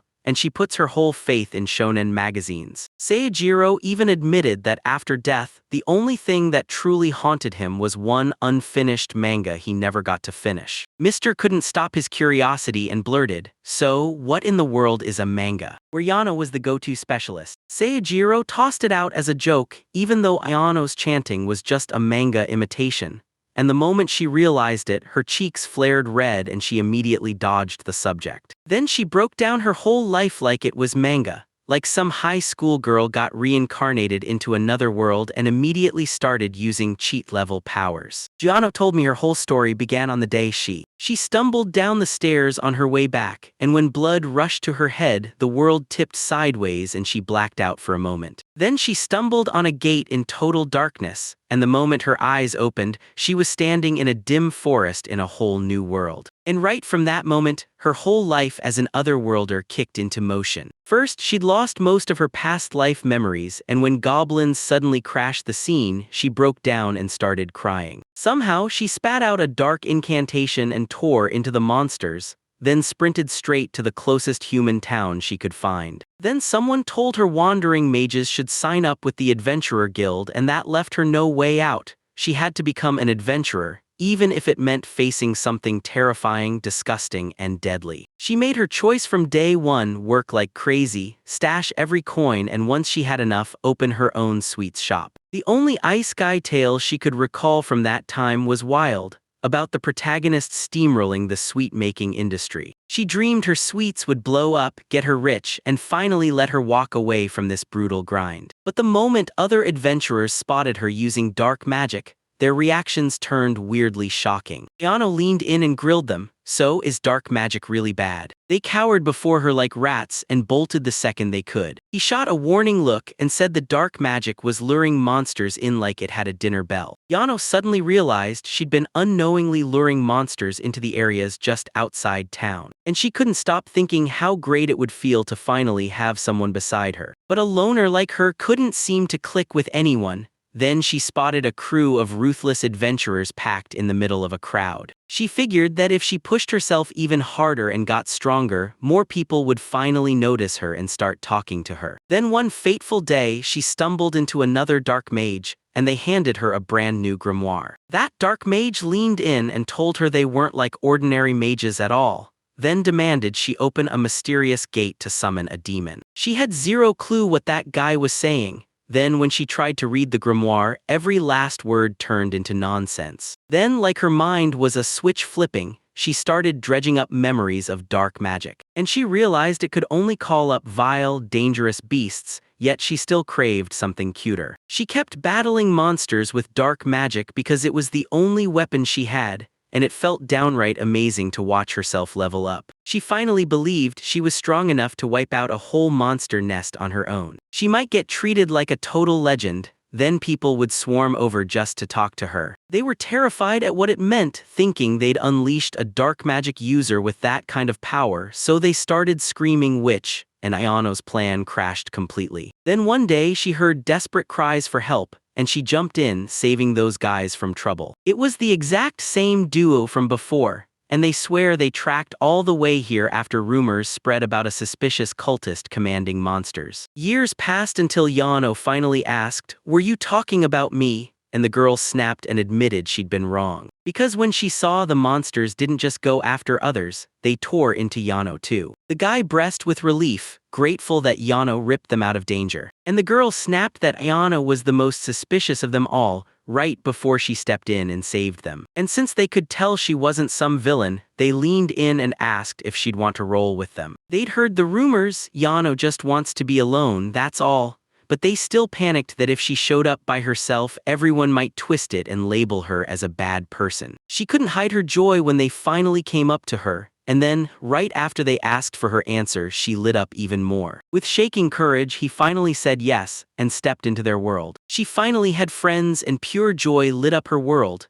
because of the dark magic and that grimoire guy. The very next day, they finally tracked down the cultist, and man, he had a whole pack of monsters under his control. They jumped into a fight and Ayano went all in, throwing out serious blows with zero hesitation. She crushed her enemies with raw power that dwarfed theirs, and most of them died screaming, because she wasn't playing the part of a proper dark mage. So one guy finally snapped, "What the hell did you do with the grimoire?" And she froze because she couldn't figure out how he even knew it existed. Then the guy breathed out his final words, "This world is evil," and right after that he took his own life. Jano figured the cultists were terrifying, then her partners shook her head and said her own attacks were way worse. After the fight, the girl rushed up to Yano and apologized for the misunderstanding. Then the guy chimed in that she really acted more like a kid. Jono told them she'd only been adventuring for a month, and the praise hit her like a spark, because it felt amazing to finally make real friends. As they kept talking, they suddenly stumbled on the dark mage's mask. Sure, they said it wouldn't be enough for proof,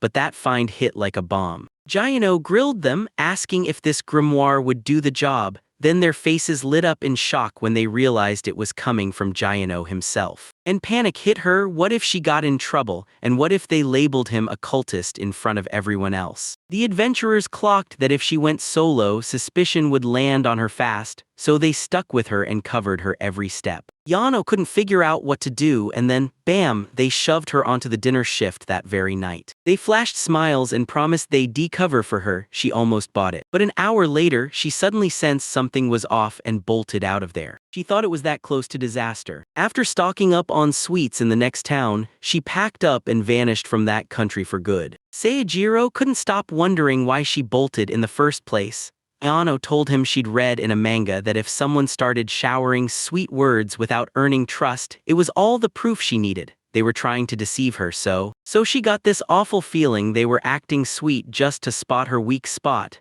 and then use it against her later. Miss Cha wrapped her up in a tight hug, pouring all her love into the same heart that had endured everything that poor kid had been through. And Saljiro couldn't help but think it. Compared to him, Giano had been through everything. Jana grinned with pure joy after they finally listened to her story. And she basically left everyone on the edge of their seats, teasing that a sequel to her story was already in the works. Jono then leaned in and told me he'd heard it straight from the royal court. Elves sprout right out of trees. They pop into existence from pollen, or something just as wild. Miss Cha heard the rumors flying around, then shut them down, because the truth was way different. In a world where reality bites, even the elves wouldn't dream of being born like humans, so they grew from trees instead. But that's not even the whole truth. Humans completely miss it because they don't do it the way they think. They use magic to give birth. Seijiro leaned in and asked, so if Miss Cha was a mage too, could she and Iano actually have a child? Miss Cha shot it down hard. No way, it's like that. And if anyone here was gonna make a baby, it would have to be Saljiro. The second she clocked what she'd just said, she snapped at him for forcing her into it. Then he smirked and told her she'd played herself right into the whole trap. Yano couldn't stop smiling when even the elves burst into laughter at dirty jokes while he fought to smother his laughter, but it slipped out anyway. Meanwhile, the fairy watched closely, and Demand lit up with glee as they kept snapping and arguing back and forth. After that, Miss Cha passed out outside and Saljiro scooped her up and carried her home, only to realize she felt way lighter than he'd expected. While he hauled her in his arms, he had no clue she'd already woken up and clocked exactly what he was doing. She planned to fake the sleep and drift off again later. But when he led her back to her room, she didn't resist, she just let him. Held like that felt amazing, and she couldn't stop her pulse from spiking, though she hated admitting it. She slid into bed, then decided it was time to wake up right there. So even if he catches her pretending to be asleep, she can just grin and brush it off like it's nothing. But he still hauled her all the way to the cabin,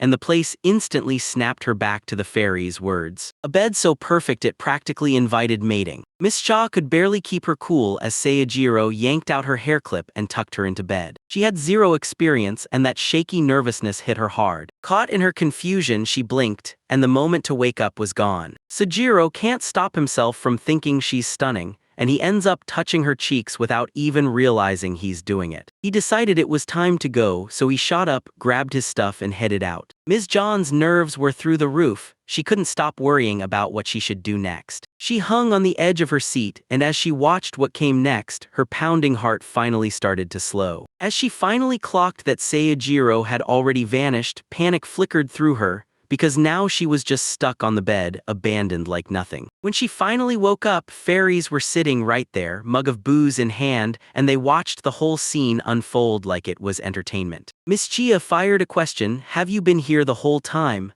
And Senoria shot back with a question of her own. He leaned in and asked if she wanted to hear what Senoria spotted, and the wild comments she got. Miss Cha warned her she wouldn't get to finish. Then, the moment she tried, the whole scenario slipped away in silence. Mr. Cursed watched the fairy start to drift off, and then dragged his curse across her in the moment she turned in for sleep. Then she spotted Yano and leaned in, asking if she was awake. Yano shut her eyes tight and claimed she was sleeping. Mr. remembered she'd been carried the whole way too, and he asked her if she'd faked being asleep the entire time. If she was awake, why wouldn't she open her eyes? Yano snapped back that she had no clue what to do, period. Mr. blamed it all on Sagijiro, and Yano instantly backed her up. Apparently, after 200 years of living, she'd never panicked like this. This wasn't even love. She never thought an elf and a human could actually work out as a real thing. Jono thought Japanese guys might roll with elves, then his confidence cracked. This could go either way.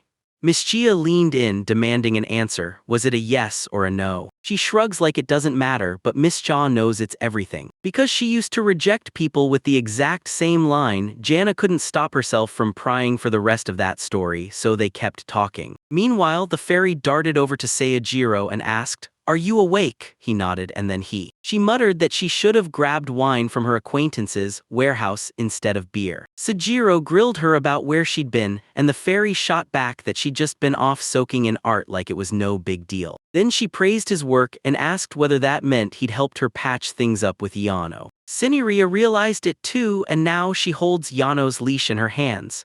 The danger's gone, and Seijiro finally sees it. The real problem was never there anymore. And no matter what happens, those drinking parties forge their bonds even tighter. He thought he was in the clear. Then the very next day, on bath guard duty, everything changed. He just watched Miss Chia normally, and she suddenly bolted, jumping straight into the water to vanish from sight. He clocked that something was off with her the moment morning hit. So tell me, did he mess up when they were drunk? He basically let you know it might be true, then, no pause, he marched on to the garden work next. While he was working with Katama, he suddenly spotted Miss Cha slip out to go hunting just like that, and panic sparked in his chest as he wondered if she was really okay. Then Mac came charging in, barking like the world was about to end. He demanded Mac where Miss Cha was, and Mac immediately started leading him straight to the place. Seijiro finally caught what Mac meant, and even Katama snapped into motion, sprinting after him. Miss Cha's safety hit him hard, so he panicked,